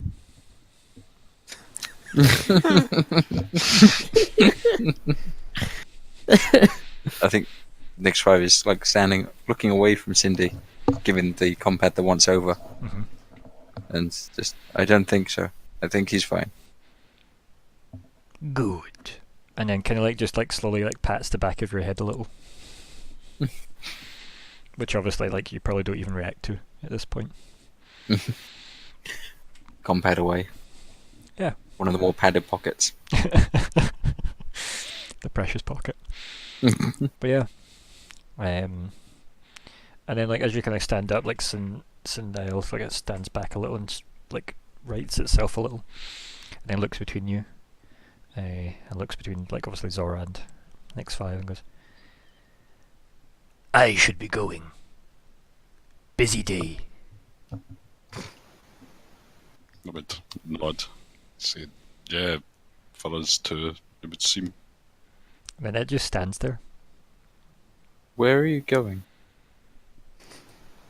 It kind of like does that thing where it stomps around so it's facing you, and he just kind of sways left and right. And he just pulls out a feather from like behind him, and then he just kind of like sticks it in like one of your like top pockets, or like into like maybe like a slat in your armor. And that's it. There's no answer. Just a feather from Sindel. Thank you. Not yet. And kind of just kind of pats your chest a little, reassuringly. Maybe that's the wrong way to describe that. Captain, maybe you should... I'm not your captain. And it kind of looks at you like quizzically. Nick's 5 turns around deliberately to stare at the Vesk. And then like Cindy's like still kind of patting you in the chest and then slowly just turns its head, doesn't move the rest of its body and just looks at Zora as well. So you've got both the android and Zora, Nyx and Cindy looking at you there, Zora. I would And then just I was just going to say in Vesk, perhaps you should contact Quint. I would nod. I'd be like, would you excuse me for a moment? No. Well, And then he just walks off. I would eye roll. Like to the point where like you realise he can now just step over you two, because like it just like leans up and just walks over Nyx and just carries off into the distance. Excuse you. Just slowly Yeah, I would sways call away. Lyko. Yeah. I would call Lyko. So I think at this point, the camera sees Cindy cram itself into like a cargo elevator and vanish, and we've got them two wandering down the boulevard. Lyko, your comm starts to go, and yeah. Here's a question for the group. Break for 5 or 10 minutes, or carry on and just push to the end? How Let's is everybody? just push to the end, and at this point, I Yeah. can push on through, I Yeah. think. We can push through. Good. That's what I was hoping for. Just because we started quite late. But yeah, so Yes. Lyko, your comm goes, and it's a smiling Vesk face. Yeah. And we cut from you. We cut all the way back to Zigg. Hello. Or all the way forward to Zigg, depending on your perspective on the matter. So, When are we? honestly, when actually are we? So yeah, we're with you. You blacked out, if you recall, Yes. and you hear like this voice, just kind of like that muffled, distant, what the hell voice, and then it like you start to feel like you're falling quite violently. You get that horrible like stomach feeling, and then you all of a sudden realize it's someone shaking you, and like Okay. you hear like the voice kind of get more clearer and clearer, and it's Edgar shaking you, and you just hear like, "Wake up!"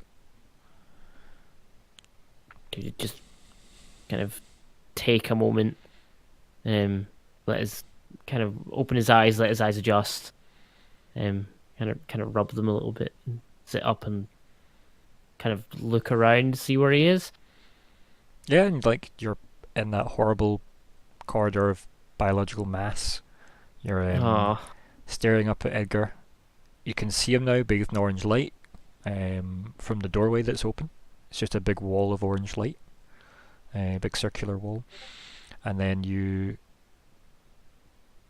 as I said, like you kind of like come to and you sit up, and as you kind of like come to, he kind of slumps against the wall as if relieved. Like maybe he was actually worried that you wouldn't wake up. I'll probably look around and be like, what happened? And he kind of just points out. He's like, you blacked out. And you can he see scratch his head. And he's sat up with like his knees up near his chin in a way, and then he's got like his arms resting on them, and you can see he's like fidgeting with his hands, quite a bit like agitated, like he's getting antsy, like he's not comfy. Like, not that you're comfy here either, do you know what I mean? But yeah, he's getting quite like, why are we still here? We're not safe. I need to smoke. I think Zigg would attempt to just stand up, kind of brush himself off a wee bit, and look towards the door. Yeah, it's big wall of orange, kind of orangey light at the edges, but like when you look directly at it, it's white. And in the very center floats your medallion. Oh, I think Zigg would kind of run and try and grab for it, like straight away. Yeah. So you head in. Kind of almost sort of like running and almost diving for it. If it's kind of floating up in the sort of center area. Oh, jeez. Oh yeah.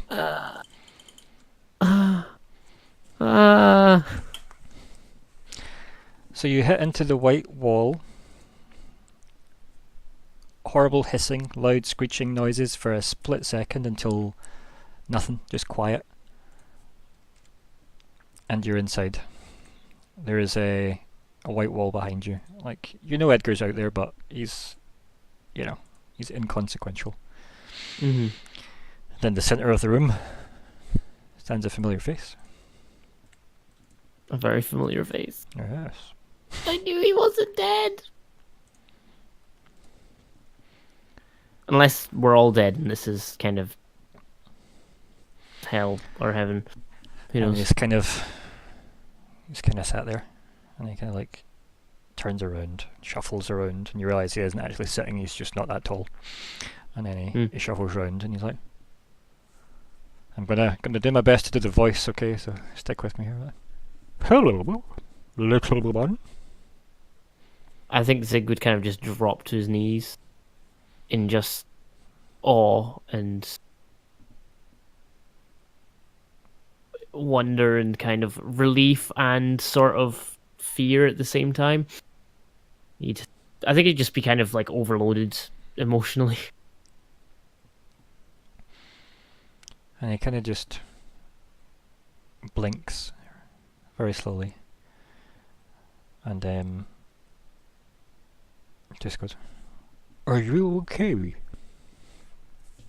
that watery voice that he's got. You're alive.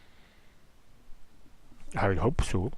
And he kind of like chuckles a bit to himself in a kind of really weirdly I'm drowning kind of way, because of his watery voice, of course.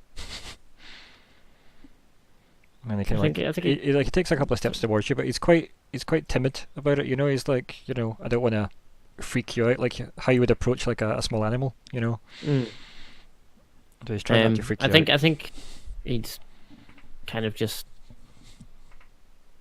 edge towards him as well, kind of get up from his knees slowly and just start slowly, kind of almost the same as he is, almost mimicking.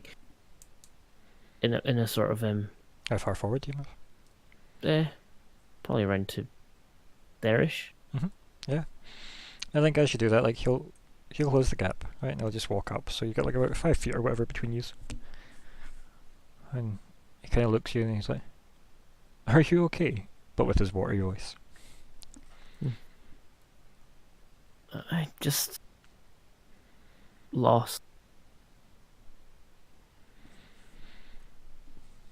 And he kind of looks at you, and he's kind of like, you can see, like, well, the audience can see he's taking the measure of you, and he does that thing where, like, maybe like you're like, I'm lost, and you're like, what to do, and you're looking at your feet or whatever, and he goes to like almost like put a hand on your shoulder, but then kind of like stops and kind of like pulls his hand back, and you know, because maybe that's a bit too familiar. Mm. And then he kind of looks at you and goes, "How did you get here?" The door. And he kind of like laughs. And I turn round and point at the where I came, like the door I came from. Yeah, and it's just like a white wall of light. Yeah. And he kind of like laughs as if, obviously that's a silly question. How did you get into a room you used the door? So he kind of like laughs at himself a bit, like silly, goes, "Foolish me." And then he kind of like tries to get like your eyes contact with you, and then he goes,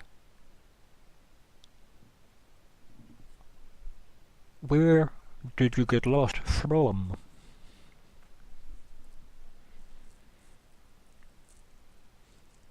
That's where did you get lost from, if you need me to translate what it is, Yeah, I which got that. good man. It's like I was at the info place, whatever it's called. I can't actually remember what it's called. The Lore Spire Citadel. The Lore Spire, thank you. Actually, I don't even think Zigg would actually know what it is. He's very he would call it the knowledge place. Yeah. Okay, yeah, you can call it the knowledge place. I was at the knowledge place, and I just ended up here. I don't know. I don't know how I feel. I don't know what I'm so confused. And like, That was Zigg, not Calum. yeah. I mean, Calum's confused too, but That's okay.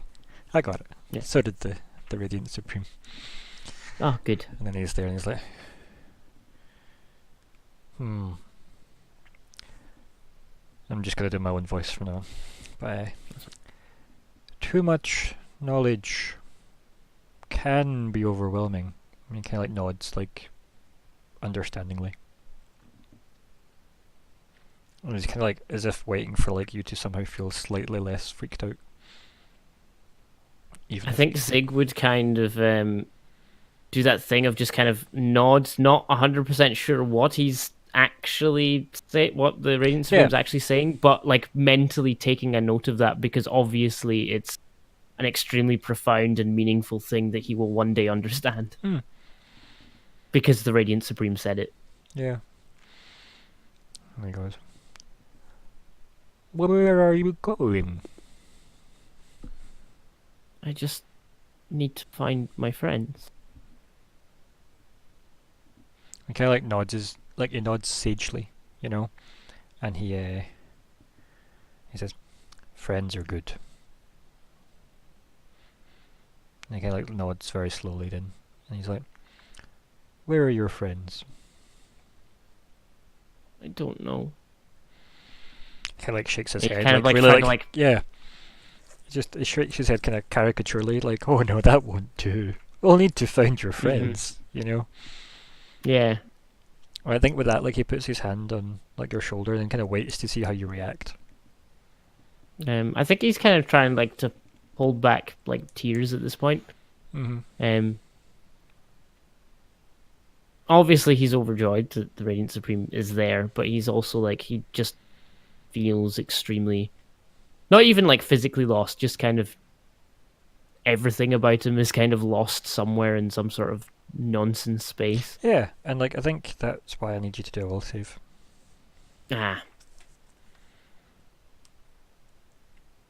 Probably the thing that happens the most in this game, quite frankly.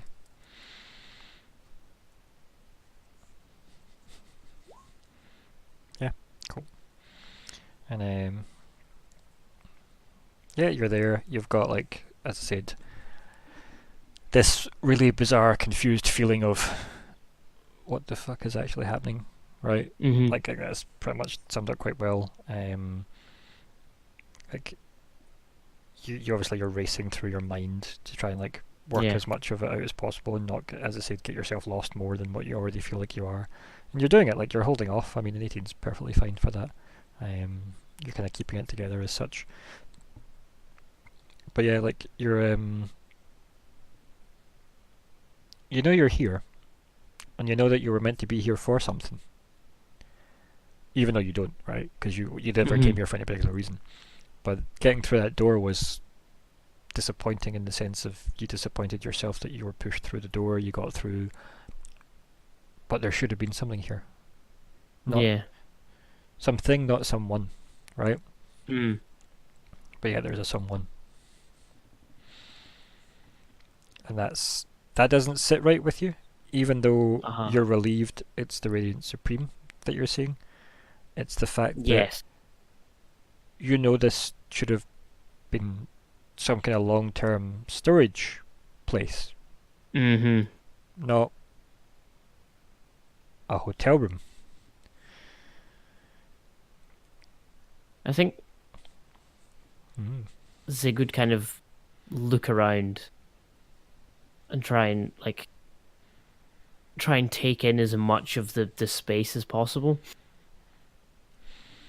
Yeah, and like, really, it's just like, what's the best way to highlight this, shall we? Like, let's see. Can I just like this area that you can see? Uh-huh. Is that showing up? Yeah, the red. Let me zoom out a bit. No, it's not then. No. Weird. Why is that not showing up? Oh, it does. There we go. Yeah, it just took a bit of time. That area is like, that's the room you're in. All the other doors are like closed. Yeah. And the one behind you is just made of white light. Everything else is like horrible walls. Same kind of sweatiness as before. But yeah, it's like, it's kind of, I don't know, hemispherical, I guess. The room. This bit's like kind of dipped in a little, as it looks like on the map. Yeah. I think they could kind of do like a little lap around the room. Whoops. You know, kind of like round the square thing. Yeah. And you would just say, it's missing. Something's missing. Something's not right. Like, you kind of hear him kind of chuckle a little bit waterly, like, and then he's like, well, you said you were missing, and he kind of like points at you, like kind of open-handedly, like, didn't you tell me you were lost, little one?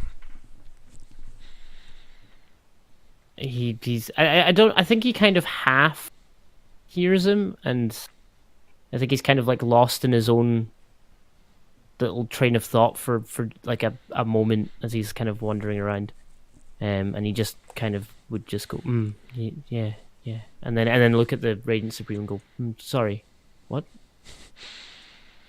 Yeah, and he just kind of like does the best kind of smile that face can make, let's face it, and kind of looks at you and Zigg is very comforted by his weird snail his smile. weird smile. Yeah. Okay.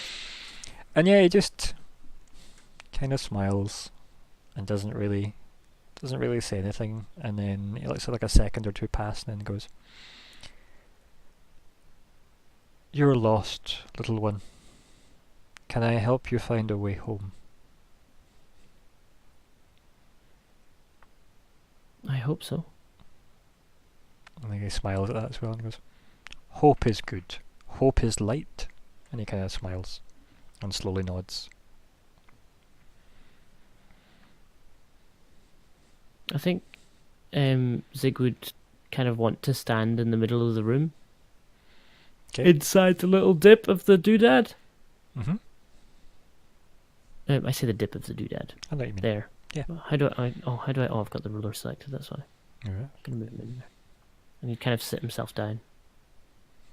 And he says, How do I get home?"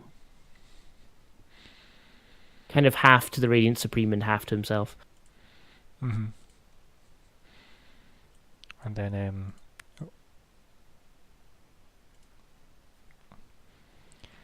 kind of like looks at you, and then like it just walks towards you very slowly, as if like you're kind of like pacing up and down and like going, how do I get home, you know? And then he kind of like looks, he goes, well, here is home for you, little one. I think he takes like a long minute to kind of think of that, because for a long time, home has meant the sun, or well, the temple of the sun. Yep. But he's kind of got this kind of homely feeling towards wherever his friends the ship is. Yeah. The 11th hour. Yeah. So he's kind of pondering as to where his what he truly defines as home at this point. That ship gets more and more aptly named as this campaign goes on, I tell you. But yeah. Actually, no. I think what would happen is he would automatically start to say the temple, and then just he kind of stops himself and then thinks about it and takes that moment and then goes. How much do you say? I think he'd say, "Home's the and then the long pause, and he'd say, "The 11th hour." And like the Radiant Supreme looks at you a bit confused, like, I don't think I've ever heard of a place called the 11th hour, and then kind of like chuckles a bit to himself.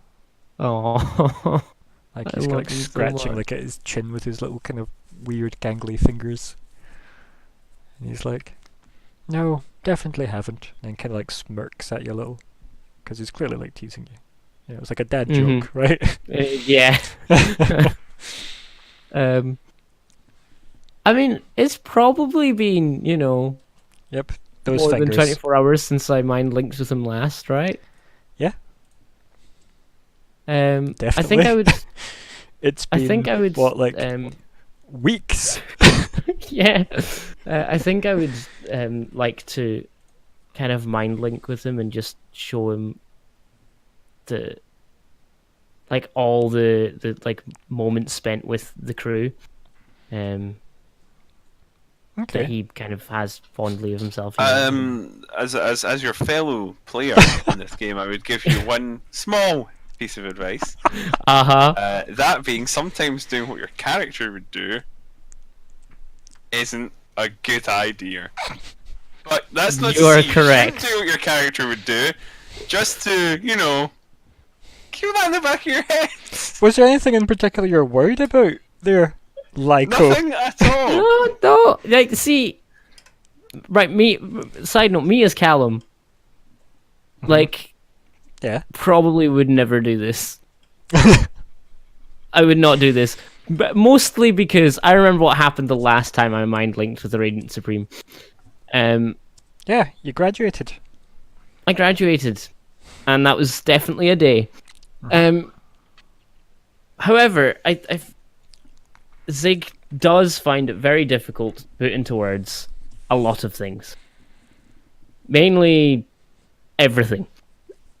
And he's kind of very emotionally not there right now, and he's just kind of overwhelmed that the Radiant Supreme is with him. And it's almost as if he's compelled to do it, as if it was, that's what happened the last time he saw him, is like almost an automatic response. I mean, are you just worried, Colin, that the Radiant Supreme will lose all faith in him when he gets to look at the Conspiracy Craig device? Is that what you're like? No, I'm okay. If I'm to be explicit, the strange circumstances under which we're meeting the Radiant Supreme, and also the fact that we know that he isn't going home. I know, it's horrible, isn't it? Oh well, it's gonna happen. It does make one a little suspicious, but yeah. This is why you're the detective, though, right? Sure. Yes, and yes, as you said, sometimes, more often than not, probably doing what your character would do is definitely not a good idea. However, it is definitely what my character would do. Yeah. Yeah. So, here goes. Right, so you tell me everything you're giving the Radiant Supreme. I think he's kind of got this, that sort of like warmth the word home has. Yeah. It's that, so it's kind of like every moment. It's not just here's the ship that I live on. It's No, it's like lying back on the picnic blanket after you've had the sandwich while the sun's beating down on you and you're cozy. Yeah. Right. It's that. So, you tell me everything you're giving him?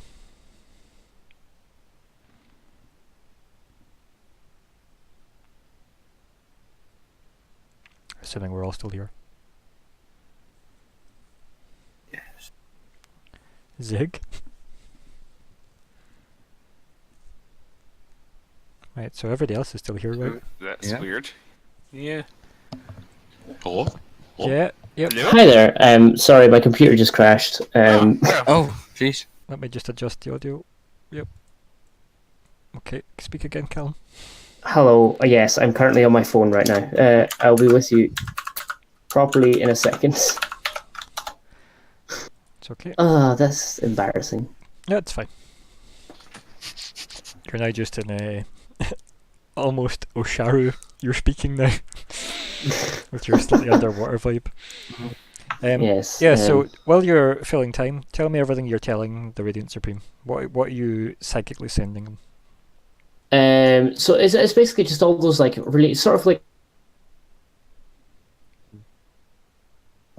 Yep. Oh. Oh. Wow. We'll never ever know. There's obviously some kind of psychic interference. Emmeline's not allowing the transfer. Hold on. No, it says. Oh, apologies. I mean, what was probably actually happened is Emmeline was probably sent to go kill Old Man Guns. Hello. Clearly. Hello. Hello.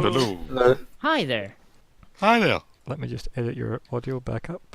Oh yes. Sure. Sorry. That's fine. Um, Right, okay, so everything you're giving. basically kind of all those sort of family-esque moments, yes, I'm going to show him building the Conspiracy Craig device with Nick 5, obviously. Obviously. Um, I'm pleased about this. and just random like encounters with the rest of the crew, so like just like bumping into Lyko in the mess hall, for example, or maybe having just some sort of weird like psychic chats with Emmeline and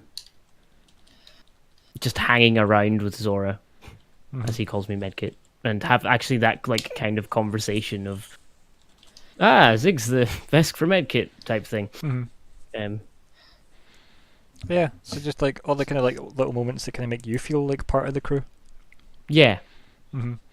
Like maybe times where again whoever it happened to be, probably Emmeline or Lyko, brought cake back the first time. I was like, where have you been for hours? You said we were supposed to depart, at 1200 hours, and now it's like 7 hours later. What were you up to? And I go, I bought us cake, everybody. Let's not talk about what I was up to. Moving on swiftly. Let's just eat cake. Little moments like that where maybe Zigg just thought, oh good, there's cake. No, where have you been? Yeah. Obviously it was wrapped in foil, hence your attraction to it. Yes, it was shiny. I was like, Yeah. oh, cake. But yeah, I think like various things like that can definitely be what you're saying. How far back are we going?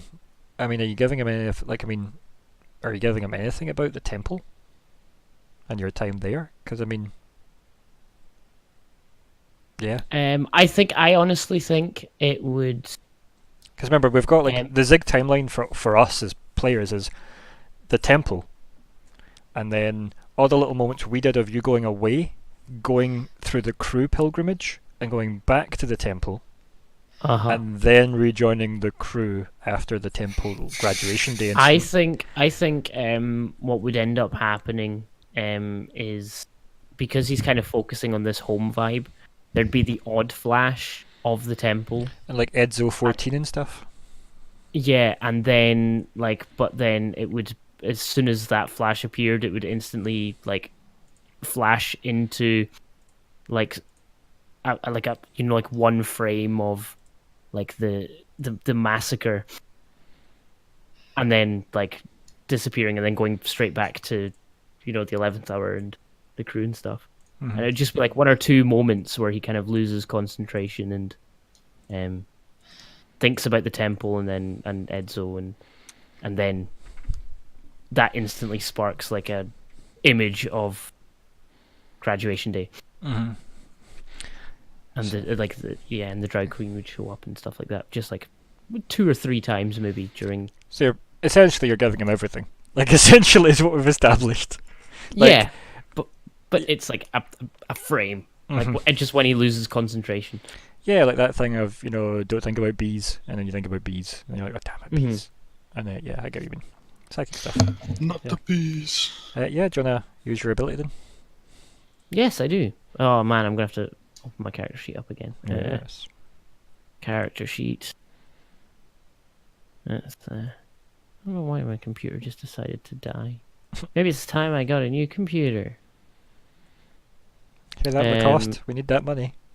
Add that to like I don't know, a Patreon thing. Someone buys me a computer, they can I'll add it into my Patreon tiers. There you go. buy Calum a computer and he'll give you a hug. Where did I put it? That could turn into a very expensive pledge. You have to fly all the way to somewhere.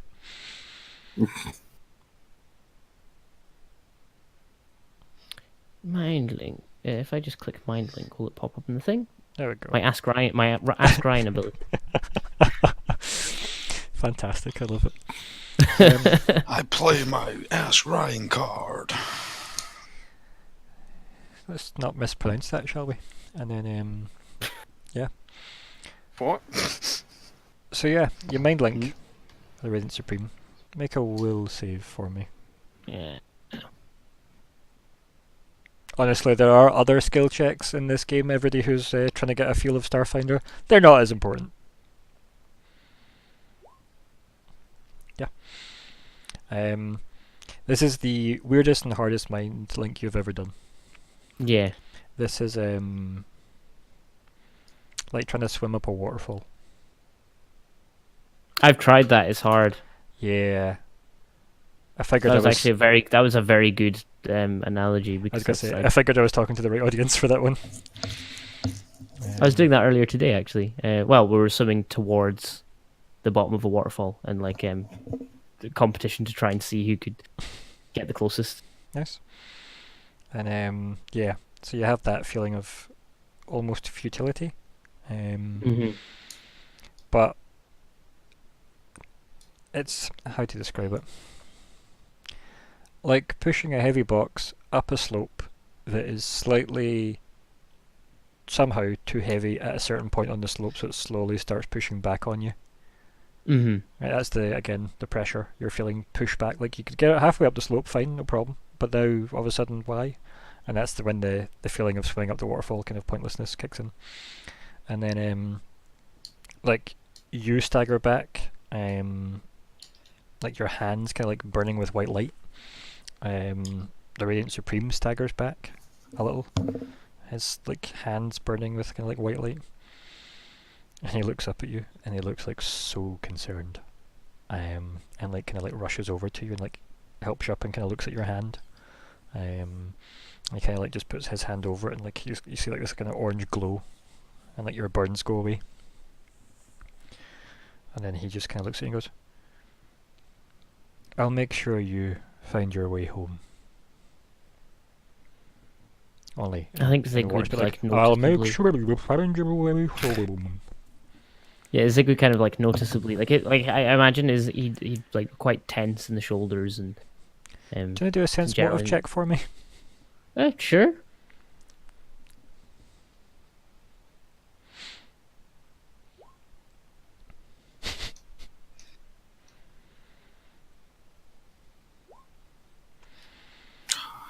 Yeah, like you're probably too like out of it to really pick up anything.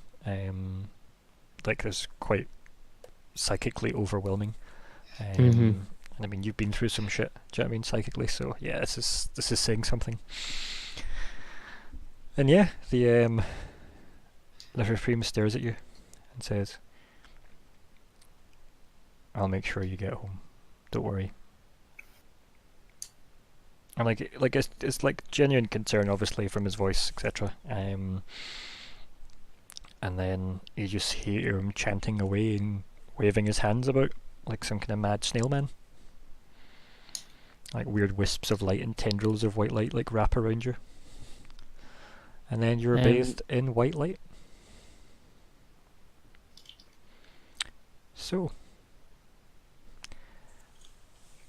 let's cut back to Lyko. Yes. Heading down the boulevard Mm-hmm. towards the freight elevator.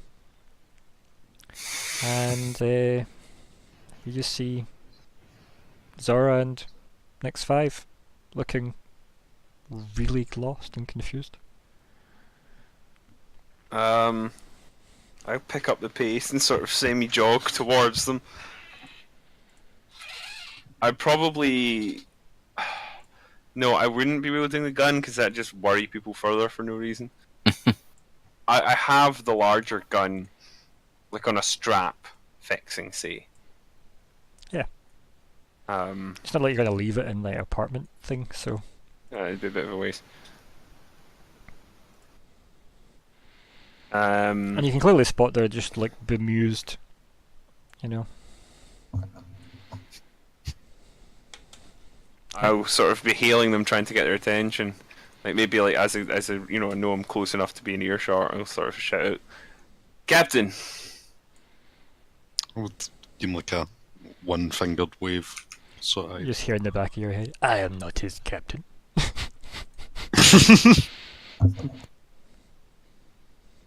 So, yeah, I see you lost your bone sage. Yes, I did. I gather he came your way. I would nod.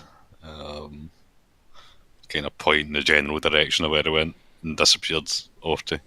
In fact, I was even in the same place actually. It depends how far away you have wandered in like 10 minutes. Probably quite far, to be honest. Yeah, so I wouldn't do that. Like maybe Retroactively you're cut like that. 10 minutes. You're 10 minutes closer to like the cargo bay, for example, where the ship's held. And obviously that's the direction Lyko's came from. So, yeah, you've met like you're about 10 minutes away from the cargo freight elevator thing. Right, okay. Yeah. Feels right. I'd tell me which direction it went anyway.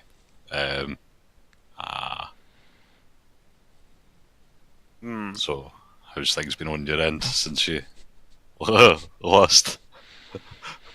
What did it even say its name to us? No, No, it didn't. Cool. don't think it ever did. No. No, I'm pretty sure it didn't. It's not been terribly long, about an hour. I'll fill you in more at some point. I don't quite understand exactly what's going on at the moment, but I need to locate him. I think it's a him. Anyway, it's important that it not be unaccompanied too long because you know. I would not. Understandingly. You're of course welcome to come along from the ride, but I should make it clear that I am at present taking orders from a different chain of command. Points to the badge. Oh. Did I know you were a part of the force before? Yeah, you would have. Cool. Taken up to taken back to the force, are we? This is I mentioned about the deputizing, right? This is a purely temporary arrangement. Would not.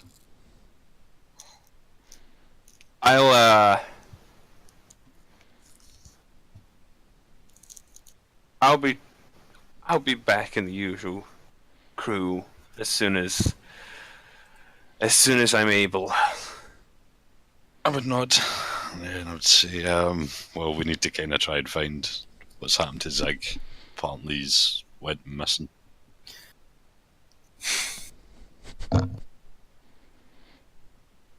Yeah.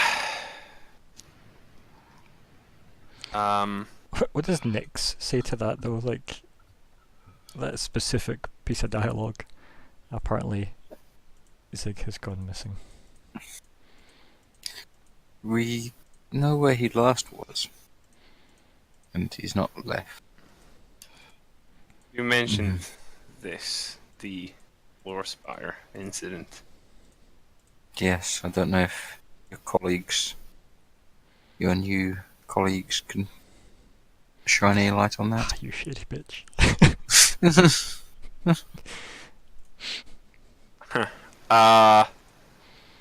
Potentially. Tried, but and it's sort of like slyly, like maybe in a difficult to trace account, send them the contact details of someone high up to get in, someone who could actually get things done, but maybe shouldn't be your first port of call. Like maybe there should be 9 levels of bureaucracy before you actually get to talk to someone, kind of stuff. Try speaking with. Oh no, there's a specific name I've been meaning to drop from the backstory, and I can't remember from the top of my head who it is, but it makes perfect sense in this occasion. So I'm just going to quickly check my document to remind myself of what his name is. Mullinax. I'm not sure what his rank is these days. He was always upwardly mobile, but he's one of the helpful ones. I don't know if that's somebody that I would already have. Don't know. Oh, yes, indeed. Probably some awareness there. I will. We can go over. I don't know if like a NPC sheet needs to be made for him, but Joseph 8 Mullinax will maybe give you an idea about. Did I make an NPC handout yet for this? He hasn't come up yet in this. He was mentioned in my backstory, but. I was going to say there is one for NPCs in the drive. In the drive. Yep. Check that. Let's go. Yeah, so Lyko sort of having provided some contact information, felt he's sort of done his part in that regard. We'll make to sort of leave, but he'll sort of turn back quickly and say, "Oh, good luck with finding Zigg. I know he's a strange one, but I'm a little concerned." I would nod. I would say, yeah, he's probably a little bit too young to be left out here alone, especially with what's he's currently going through. I will find him. We will find him. Yes, Captain. We. Yeah. Well, maybe not all of us. Sorry. No worries, you deal with your own sage problem. Good luck with that. Yeah, thank you, Captain. Nyx, sort of doing a very sort of curt nod, sort of, and then turning off and again going into a sort of semi-jog in the direction of the sort of the elevators that the Cinderella used. Yeah. So you head up to the elevators. What about Nyx? Is Nyx weighing in on any more of that? Nyx is considering ever worse options for trying to find Zigg. Considering whether there's a potential use of his computer skills Mm-hmm. or whether that's remarkably stupid. I mean, it's probably both, right? Yes. I think it's one of those ones where he's hoping that something else will be offered. Yeah. But Like, why isn't at the same anything time, else appearing? Yeah. he's getting antsy, Mm-hmm. and It's understandable as well. Do you know what I mean? Like Yeah. a lot has happened, and yeah. I don't know if that's something where if we can draw people's attention away. I mean, the Bone Sage may have already done that. I mean, the plaza is pretty empty. Is the Law Spire looking like it's... I remember the Low Spire is a wee bit away from where the screams were heard. Yeah. So, I mean, you can head that way if you want. I might do. Or I should say back that way. Yeah. Captain. I think. Perhaps we can get our own information at the Spire on Zigg. I would kind of nod to settings. Sorry, Captain's busy. I'm getting distracted. Sorry.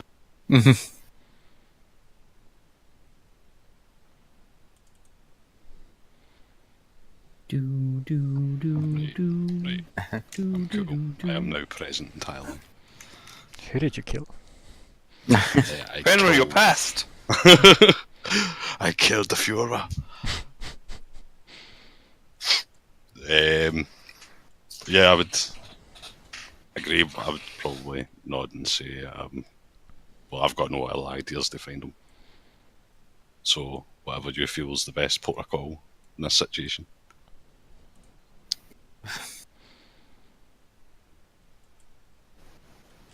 If we can try it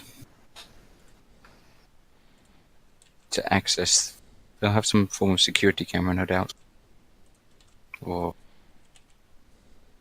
some record of where Zigg may have gone. Perhaps we can get access to that.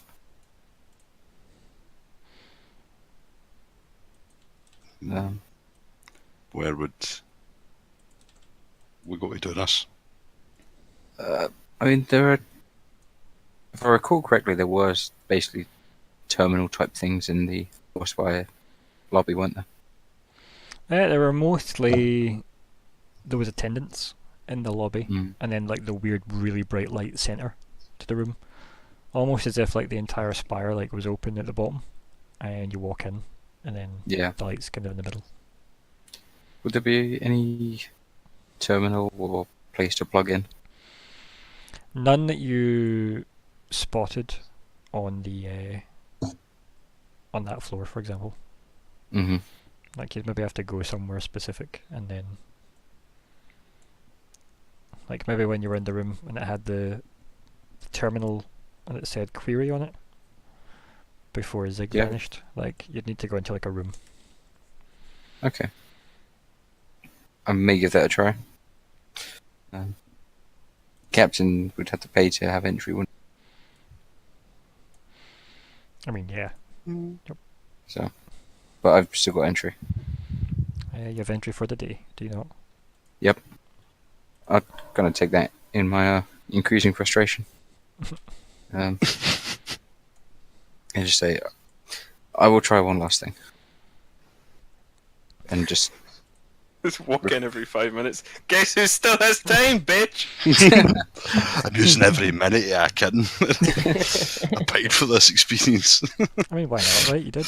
So, Yeah, I think that time it would be just straight in, straight past the attendants. yep, straight And into into the the white lights. light. Yeah. And then, so you walk into the white light, and you end up in that weird room of files again. Yep. And yeah. And then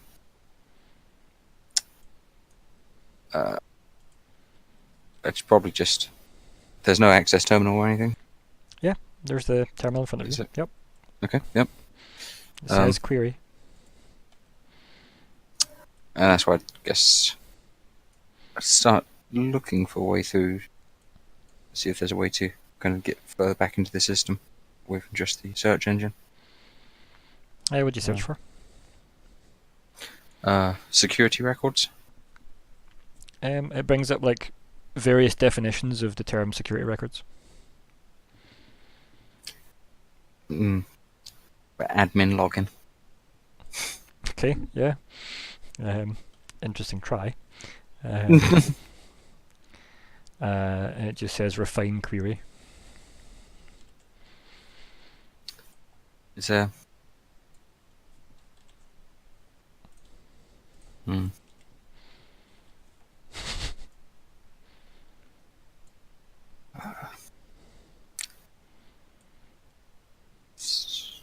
Just having a look, see if there's anything I've got that would help.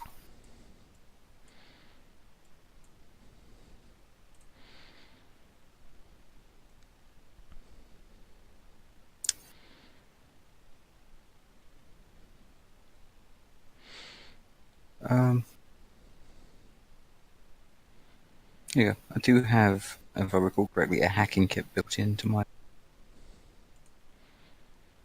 I've forgotten the name for it. The multi-tool custom rig. Yeah.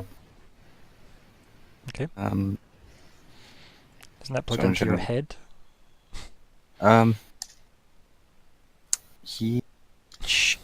Yes. Yeah. Well, actually, just have a look. Let's see. What? Can't you say you could, that can be part of your like exocortex or some shit? Was that not the? It can be, or it can also be part of like your arm or something, because it is also an engineering tool. Mm-hmm. Or like part of your body slot. So, I mean, if it's acting as an engineering kit as well, being part of the brain probably doesn't make an awful lot of sense. Yeah. I think it was part of the exocortex FE board data jack. Okay. Which I didn't get. There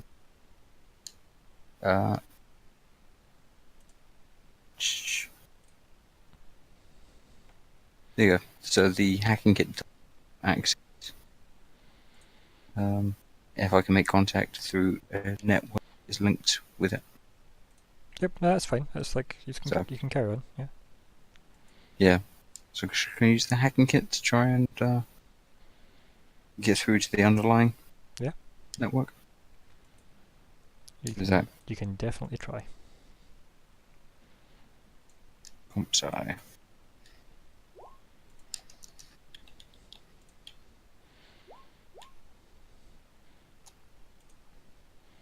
Give me 2 seconds.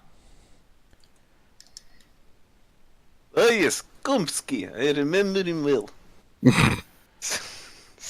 Sorry. Are you though? Yeah, somewhat. Okay. That's new.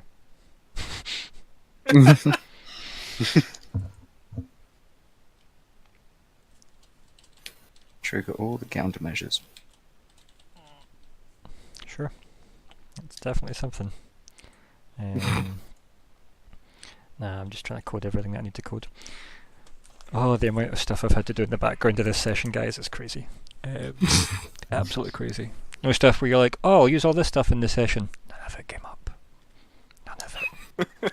That's fine. You just want a Zigg back. Yeah, good luck with that. Zigg made other travel arrangements. With some weird mind-linked version of the Radiant Supreme. I'll just send you all the stuff I already sent you before. Again, but with new stuff. Yeah. Yeah. So, let's see. I'm not even on the chat screen. Right, 27. That's pretty good. Yep. Yeah. Let me make a check. 2 seconds.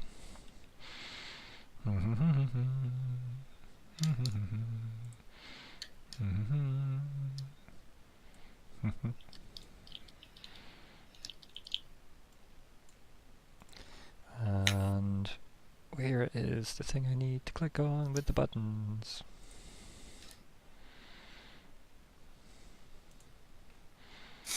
Let me find this.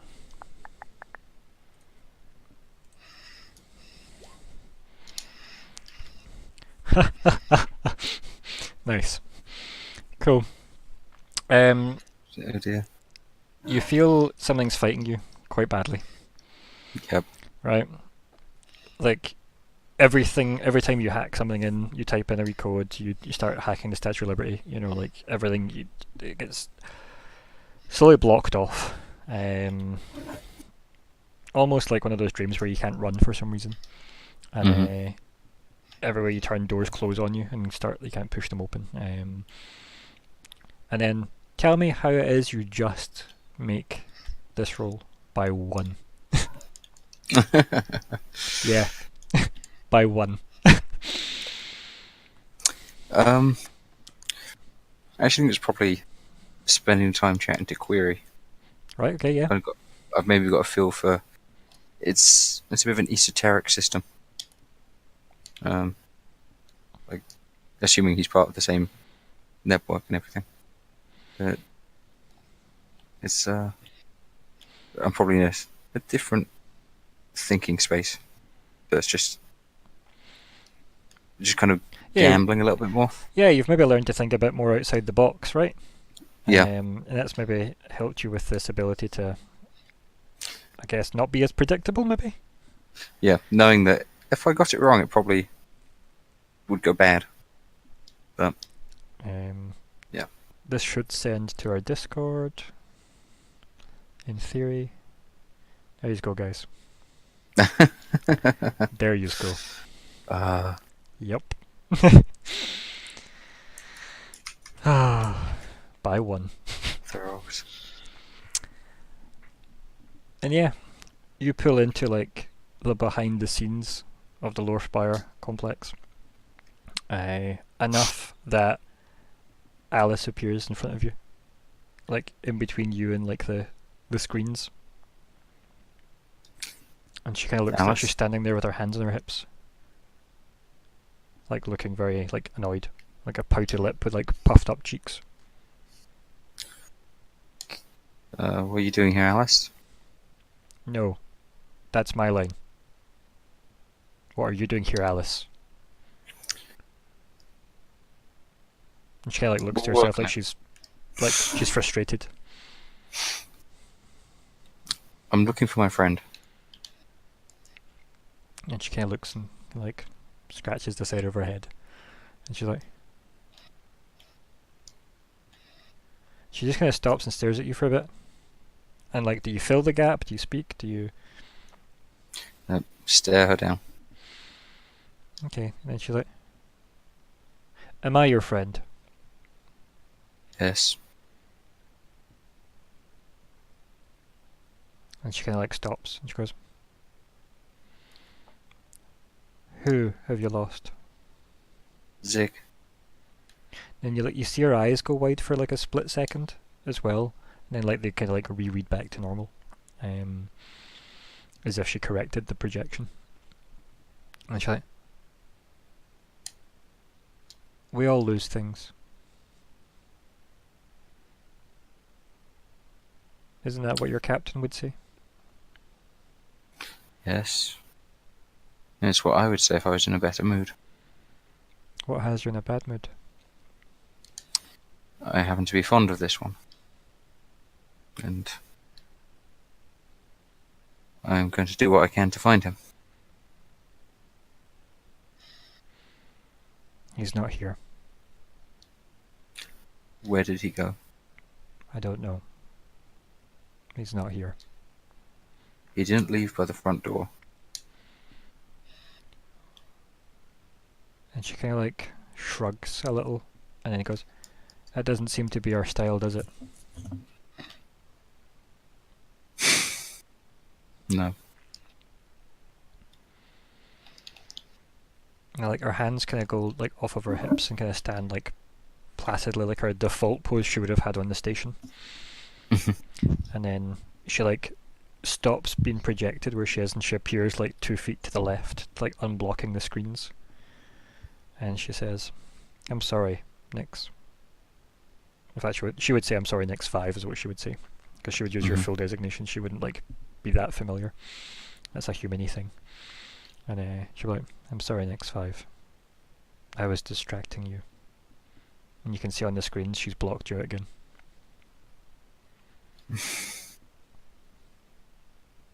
You should go. I'll fight. Okay.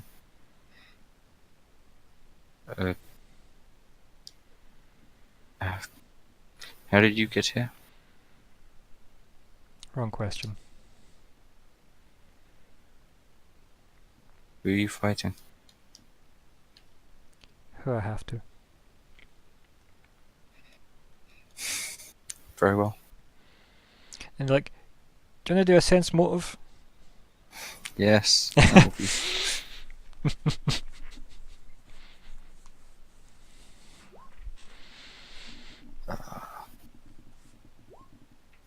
Perfect. Gets like a Yep. -2 on top of that, isn't it? That is, yeah. Well, so that's -2 built into that. Alright, okay. So, that is. Yeah, so no. Like, I mean, you tell me, what do you get from Alice? Like, what's your thinking? Like, when you try and suss her out with that look before you leave, what do you get? You tell me, because obviously this is what Nix believes. Yeah, I think Nick's at a stage of... His assumption probably is that it's part of the system. It's some sort of countermeasure. Okay, let's weigh in on this, right, guys? What do you think, right? Because I mean, keep in mind this is a sense motive that he royally failed. So, what does Zora? What does Zora think's going on in that situation? And by that, I just mean what does Nico think? I don't really know, to be honest.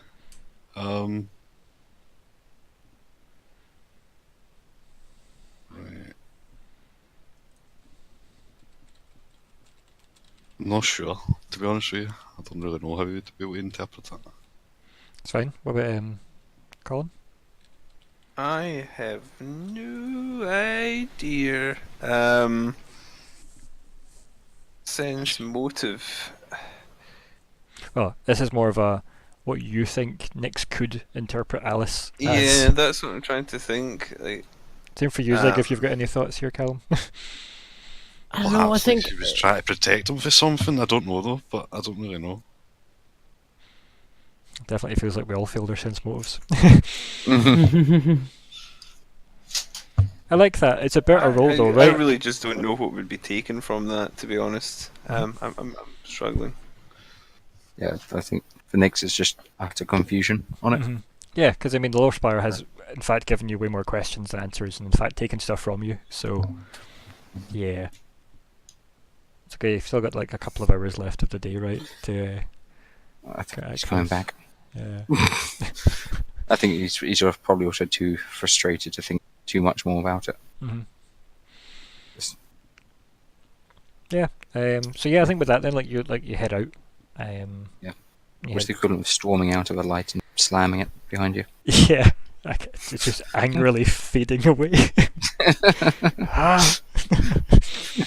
Or like one of those bad CGI effects from like Xena when the gods teleport away. Yeah. It really was so bad, man.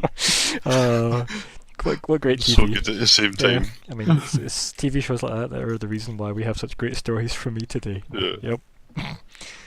Yep. So yeah, what'd you do? You storm out the complex. Like, where's Zora waiting? He's probably just waiting outside the building, probably. Yeah. Enjoying the screams. Yeah. No, like it's mostly the screams kind of died down by the time you had your chat with like Sindael. Like everybody else that wanted to evade had evaded. Like even the sensible ones. Yeah, even the stewards kept their distance, right? Because you were there for a wee while, and there was not Lyko was the only sign of a steward in the vicinity. But yeah, so you head out, and do you have a look on your face, or are you still like hard to read? Like what does Zora see when you step out of the spire? As much as Nix ever has a look on his face, I think possibly his lights are shining through more brightly. Okay, yeah. That's something Remember, you've got that kind of weird the silver lighting on your hands as well, which is new. Or newish Yeah. since your experiences within the Spire. Probably weird because they're kind of clenched fists as well. Yeah, and as you clench, they glow that tiny bit brighter, you know. Mm-hmm. Like I am the immortal Iron Fist. I am the Oh, immortal God. Iron Nix. But better than that. Yeah. Not cancelled after 2 seasons. We're on season 4, baby. Just say it. Yeah, I think you probably kind of makes a straight line, kind of close to the captain, but not like directly to talk to him. Yeah. And just says, "Zigg's not in there,"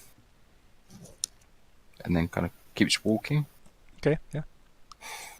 Okay.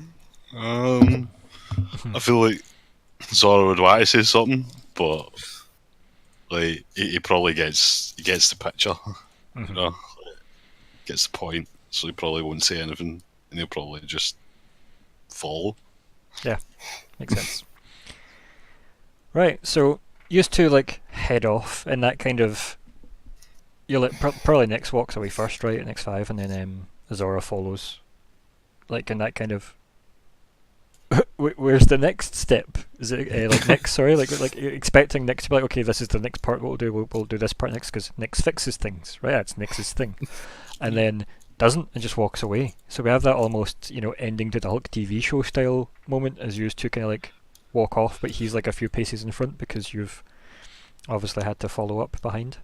Not really know what to do.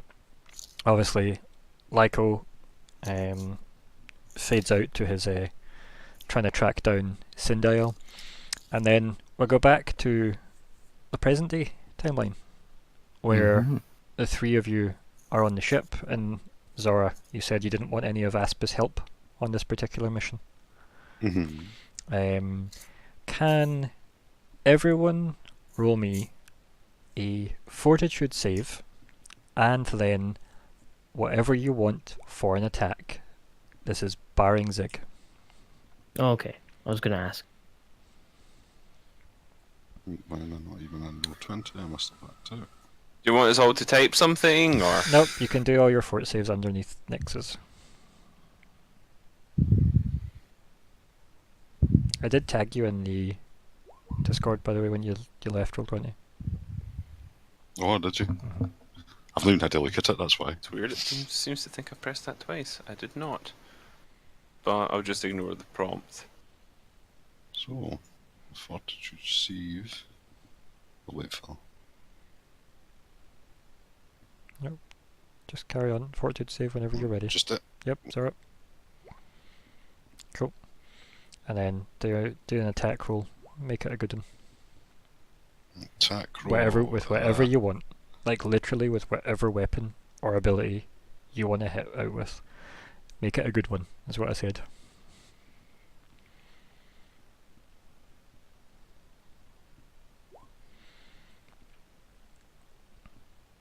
Okay.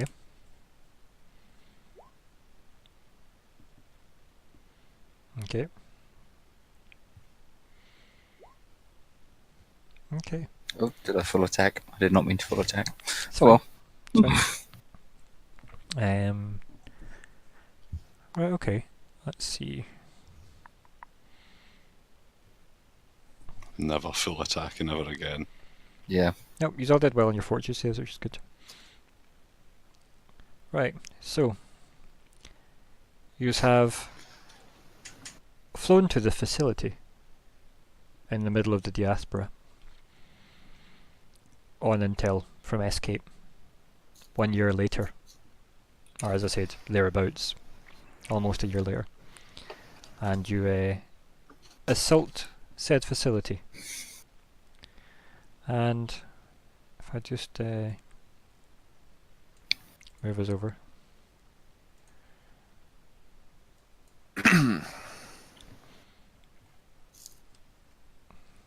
You might want to zoom out a bit. And then zoom back in. Now Zigg, you're going to be there, but it's Sorry. just so you can see with everybody else. Yeah. Uh-huh. Your attack roll is to see how well you did getting this far. And your fortitude save was to see how well you did getting this far. So, next goes up. Decides to obviously hack our wonderful doors.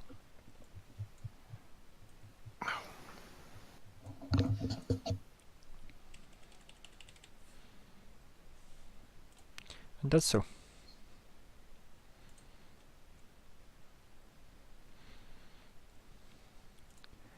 Obviously, completely fine. Why would it not be? How dare you? And then you all step in. Do you all want to step in just into the first square in the next room for me? Zigg, you can go too. Oh. I'll move the Eye of Janus up. Move it into the middle, shall I? Just so as it can see more. So yeah, Zigg, don't step on people. Yeah, I'm just going to put this here because you're not. Stand on, you're not here. Lyko. So yeah, you're in this room. You fought your way into a drow facility. There are drow here. These drow move over to take up positions to attack. The alarm starts blaring, and then those guys ready arms. They shout in drow. Does anybody speak? Yep. Yes, someone does. Yes, I do. Excellent. So, is it only Nyx that understands? Yep. Yes. Cool. Weirdly, I thought Lyko could speak drow. But, I probably will learn it. yeah, I was going to say it makes sense. That you'd pick up at some Considering point. it. Yeah. Well, you've had a year to learn it. Remember? That's Well, how I we can did. decide that I have Yeah. learned it then. Let's put us Yeah. down on that. You can go edit the sheet then. Choose another colour for drow. Yeah. Maybe a nice darker purple or something. But yeah, you hear the equivalent of halt intruders. There, you have done super well getting this far. And then, as I said, the alarms stop all of a sudden. And then even the two drow look a bit confused by this. And then you hear over like the kind of like almost tannoid type system, like, hold your fire. And then it opens up further into a very large,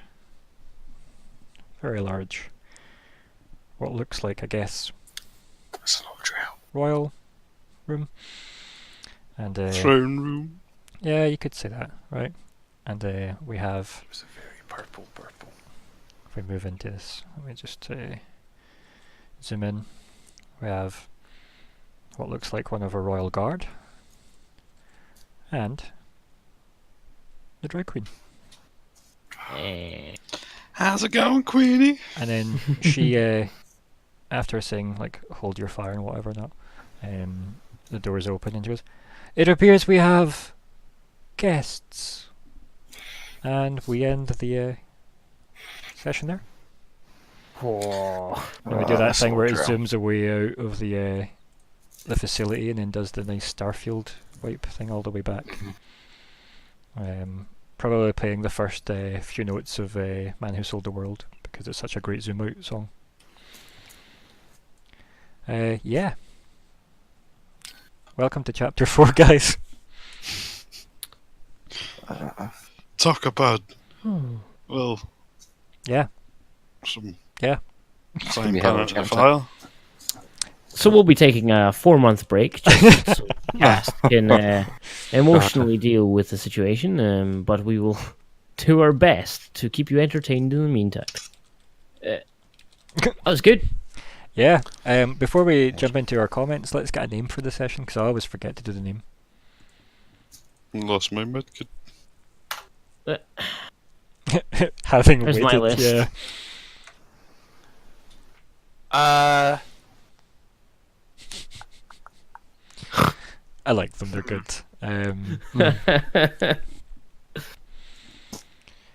See tracking, I think 4 timelines for a Desperately while. seeking Cindy. Desperately seeking Cindy. That's I do enjoy it. Like desperately seeking the fuck away from Cindy is also good. I'm sure our fans, had we had them, would be like, what was it, Dadael would be one of them. I'm sure, but I don't know. I don't know if I would call him daddy. I don't think he is a daddy. So. I feel like I have to. Is he injured? We had a bond. yeah, it was unwanted, but it was a bond nonetheless. Strange old Cindy. Yeah. Right, so chapter 4, it began with Zigg and Edgar and, well, fleeing, and then the vault door, and then Radiant Supreme, some mind jank, getting sent home, whatever that means. We've got you guys, you've lost Emmeline, you've lost Zigg.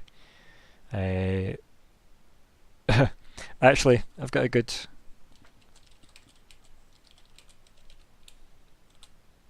What about that? So do I. I think what? that as a suggestion is what a year, huh? Or just what a year, and that's also meant to be year, not yeah. That's fine. I'll just go edit that now. What a yeah. What a year, huh? What a yeah. Not to be sounding too but New Yorker mafia. Could also be what a yeah. it could. What a Australian. It could. No, actually, it couldn't be. It was too bad for Australian. Any other thoughts? I don't have a serious suggestion for a change. You got Yeah. a non-serious one besides Dadael? Well, it wasn't quite that. No, not really. Not really, to be honest. What do you want to go with then? We've got our list. Also, what did you find out of interest in X5 with your suggestion there? When you said lost and found. It was lost and found ? We found Cindy. And Well, he found you. Zigg found the Radiant Supreme. Or did he? Dum dum dum. And then we found the drow at the end. We found the drow at the end. We found the Drow Queen. Cunningly hidden in the throne room. Yeah, cunningly hidden in that throne room where she opened the doors and goes, "We have guests!" She just fallen into our cunning trap. Oh. I'm Mr. Bloke! That was the worst Be accent. our Vesk, be our Vesk. Oh, yeah. Oh, that's fantastic. Uh-huh. Yeah. What's the thoughts? Right. So there was a lore spire nonsense. There was stuff with Alice in the computer. Who the fuck is Alice? Sorry. We've been swearing a lot. We started swearing. It's fine. Yeah. I don't know really what else to suggest. As I said, the one I've got is what a year. That's my suggestion. That's all I got. I like missing Medkit, like Beautiful Eyes. I feel they were very, very specific scenes though. Yeah. Not so keen on maybe the Sun Eat It, although it's funny. I just thought it was just I like it because it's that cake reference. It's good. Maybe the Sun Eat All cake. I don't know, covered in chocolate. Shady Supreme. I mean, I feel like, yeah, maybe that is a session title, just not yet. You know, What was the one that Cindy had about? Is he okay? Is he hurt? oh, Oh yeah. is he injured? Is he hot? It's actually pretty good, to be honest. I quite like it. It's got layers. No, it's got layers. Is Zigg hot? That's what I'm thinking. Is he Zigg? Is Zigg he? The Bart the. I mean, yeah, there's so many possibilities. Right, what are we picking then? You've got a list. Like, if it's not on the list, add it now, and we'll make our judgment call. What was that wording for that one, Ryan? I think it was is he injured? I think was it. Is he injured? Yeah, I'm gonna go with Izzy injured because I kind of like that. It's got layers. Anybody else? Got any? What a year is up there as well, though. I don't know. Mhm. I really don't know. Yeah, it's Maybe tough. the Sun 8. Just because it's a really curious one. It doesn't. I mean, honestly, not the best fit. Mm. However, yeah. Yeah. Oh, thank you. It's good. Thank you so much. I love an interrobang. It's just Just an interrobang. Maybe that's what we should just call it then. Just an interrobang. No, Just let me think. That's how you spell it, right? Interrobang. No. I think it's an O in Tero, isn't it? there's And I think the there's double two R. spellings for interrobang. Well, there you go. I'm unsure. Oh no, you can do it both ways. Yeah. Oh my god. It's such great audio right there. I have no idea. I'm That's the session title. voting for whatever the majority want. God, it's so bad. That was worse, wasn't it? Right. Okay. I think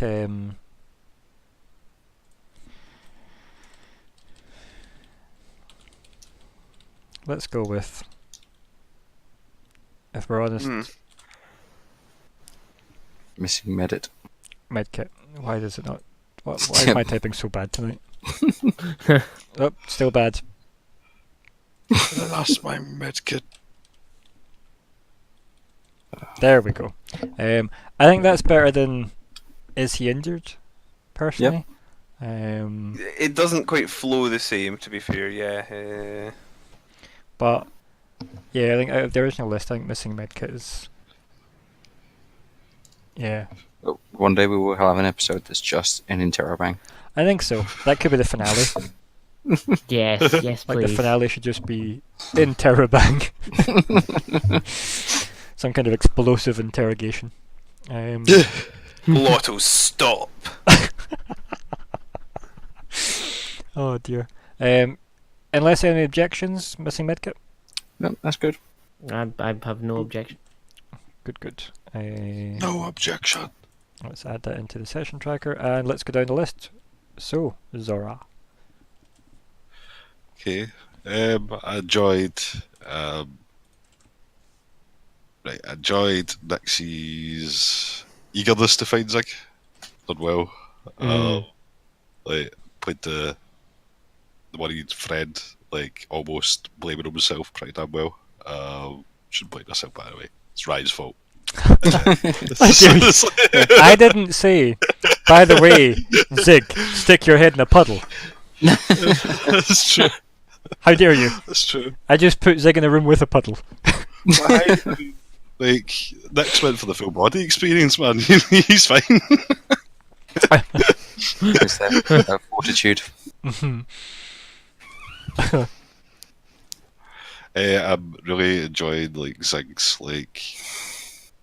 you play confused really well. You play confused extremely well. It's It really comes good. quite easily to me. Please, I do like it. Raised voice. Please? Please, I'm confused. I am confused. I'll be honest, I don't blame Calum and Zigg for both being confused because if you look at Zigg's timeline, it doesn't make a lot of sense in general. I definitely feel. Actually, you know what? I couldn't even tell who's more confused, Calum or Zigg. I think Calum and Zigg have both got completely different ideas of what's going on, but at the same level of confusion. Yeah. I think it's quite interesting. That's it. It's quite interesting. Also, Dan just enjoyed Cindy. Cindy's fun. And a I really love Cindy. strange way. Hard to deal with, but fun. It's just when they I start think to I get like that twist. Cindy because I don't have to deal. I mean, don't yeah, have to deal right? with all of them. It's great. I liked the personally. I really enjoyed it when Sindel realised they did know who you were, and then started poking you and saying wormhole. I enjoyed that. That was good. Like it realised that no, I do know you. I've watched you. Yeah, that was mere moments ago in the room. Like how we ditched these babysitters. Yeah. It's basically just. It was literally just, look, some weird necromancy. Okay, he's passed out. I'm just gonna go. I'm leaving. Let's go check this place out. Station. Don't get out much. Yeah, definitely. What about you, Nix 5? Yeah, I absolutely adore Cindy. I look forward to being murdered by him later. Right, he's gonna be fine. Sure, Bone Sages, they never play it bad. I mean, It's just a bad name, man. It's you're stereotyping, mate. I mean, keep in mind there are 7 others on board Absalom, right? Is that supposed to make me feel safer? No, I said keep in mind. Okay, just making sure. It's not my job to make you feel safer. That's why I should live in an anxious mess. Oh, I feel bad now. No, I've got over it. it's all your fault. I adore interacting with Cindy, obviously. And yeah, hearing Calum relive the pain of graduation is Yeah. going through that again. I do enjoy Zigg's terror. And Everyone loves a bit of Zigg's anguish and pain and suffering. you just play it so well. Should It's maybe so have sympathetic. It's so true. Should maybe have called the Is- session Terra Zig. Yeah, it's just Zigg's such a sympathetic character. You just I think it's well because Zig's quite young and kind of just seems to have been like pushed around by the bigger kids a bit into the situation that he finds himself in or hasn't found himself in. Yeah. I think Nick's 5 knowing a bit of that, obviously. Feels a bit bad for dragging him into another situation. Yeah.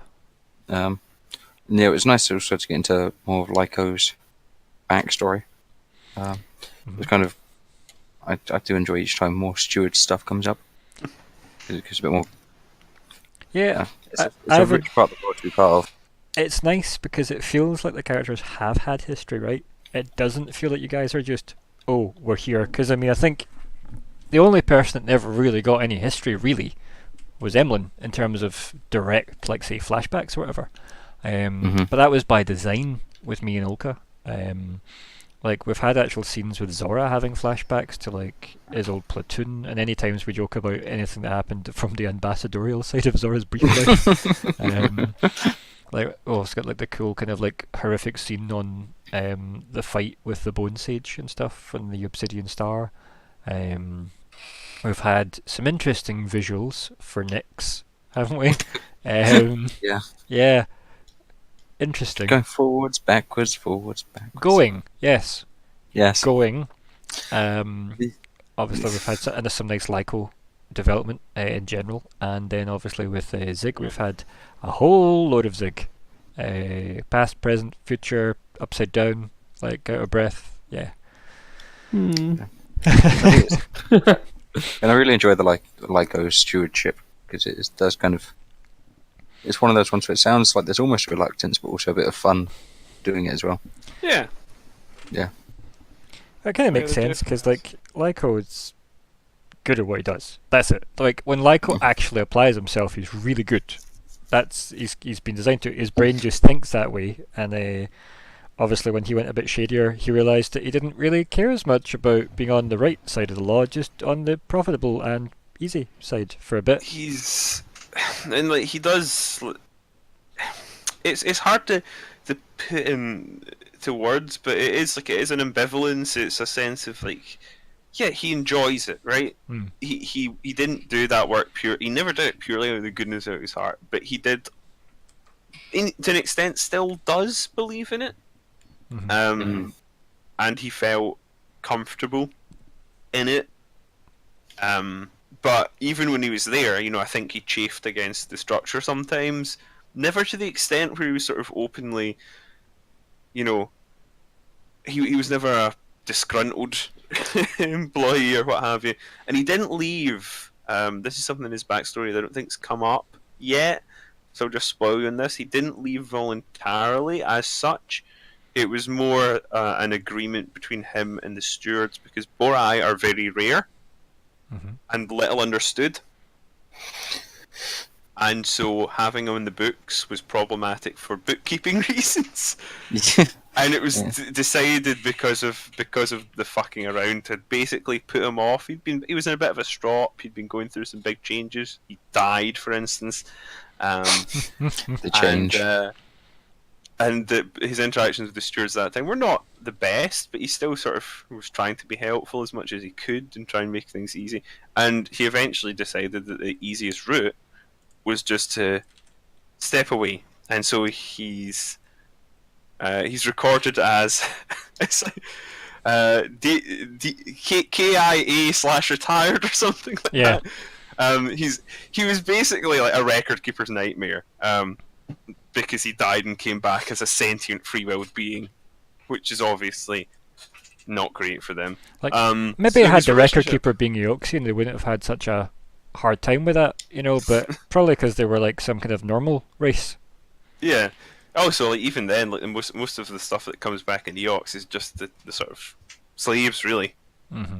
Yeah, the thralls. They're not. They don't tend to be too sentient or free-willed. But he didn't leave the stewards because he didn't want to be a steward. He just thought it was no longer going to be easy for him. Yeah, again, it was more of the water's flowing this way now. Let's go this way now. He is settling quite nicely into his deputised duties. Well, it's just even if it old hasn't skin, gone isn't it? terribly well. as it were, old skin. But yeah, I enjoyed that as well. That was obviously fun for me. It's good. I hope to, as I said, I'm leaving us enough room to go back and fill as much of the gaps as we want to, and leave as much as we don't want to, because there's obviously a lot still to tell in that period of time. Hence why I've moved us on a wee bit, plot-wise. So don't worry, we'll definitely find out the results of Lyko going in the cargo elevator, and chasing down Cindy. That's definitely going to happen because I want to know how that scene goes. Never mind where the hell Cindy's even going, right? And what happens in the interim for you guys to have been sent off on a mission with intel from SK to go get Zigg and Edgar, right? So yeah, I'm quite excited for all of that too. Beyond that though, Zigg, what about you? I loved Nix 5's dedication to kind of find. There was one moment between Nix and Zora where Nix said, "I'm going to find him," and Zora was like, "No, we're going to find him." And I was like, "I'm going to cry. This is it. My heart has melted. I'm like, oh, this is so much." And this is why we RP, right? For these little moments, which were fucking awesome. It was perfection. It was beautiful. You hear what you're missing, Olka? You hear it? You hear, Olka, come back. Come back. This is what you truly want. There's just a mug in the mess hall with your name on it, kind of. I love all of Lyko. It's just so interesting and fun, and all of Lyko's interactions are just fantastically wonderful. It's just, and yes, I am enjoying being tortured and emotionally distraught. And I mean, I'm sorry, it's a really good experience for you, but I mean, you watched or listened to at least all of Star Wars. Yes, I know, but it's me. But I think that's what Steven said as well. But it's me. But no, yeah, no, I'm genuinely just like the entire, just all of Zigg. I'm enjoying being Zigg. It's fun, it's dramatic, and man, I'm going to have a wee dram before I go to bed because I think as well, like I personally, obviously, having split the timelines somewhat, cannot wait to sync them back up. Oh, how I look forward to just you guys taking the spaceship out Yeah. on a normal mission. I can't wait to be a crew. Yeah. I can't wait to just not be alone with Edgar in some random place and then Well, I mean, you know, you've done that, right? You get and- enveloped in light, but Edgar wasn't in that room with you. Oh yeah, but then You bailed I on him? don't wanna... I did bail on him, and Not for even that, a I'm thought was sorry. put to him. Just, okay, goodbye. He's gonna come back and he's gonna be pissed, and it doesn't matter. Well, I Turns mean- out he is the Dry Queen. I was going to say, there's been a year, right? So, Aim- Yeah, and they're still looking for him after a year? I don't think he's... I mean, sure. Sure. it's fine. It's fine. He'll be fine. Oh. He's big and ugly enough to look after himself. Yeah, okay. Closing for the game, then, in general, for this session. The camera opens on a dead planet. The figure in kind of flowing dark purple robes we see from a distance, standing, a tome in one hand. Standing on, the camera zooms out more and we see it's like the basin of a dried sea bed, if you will. And we see symbols and light enveloping, glowing, whatever else, and the ground starts to crack. Huge area. Big kind of almost, large town-sized area cracks open. All the kind of dust and debris kicks up into the air, rumbling. The planet starts to shake a tiny bit, and spires come out of the ground. Spires, gloriously designed spires, and a huge starship takes off from all the debris.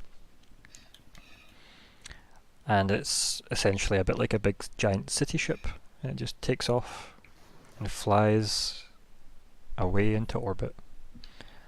And we just see the glow from the engines underneath as we're looking up from the dead planet. And that is officially the end of Chapter 4's Session 20. Say goodbye, everybody. Goodbye, everybody. Bye, Nick. Nick. Hello and goodbye, Nick.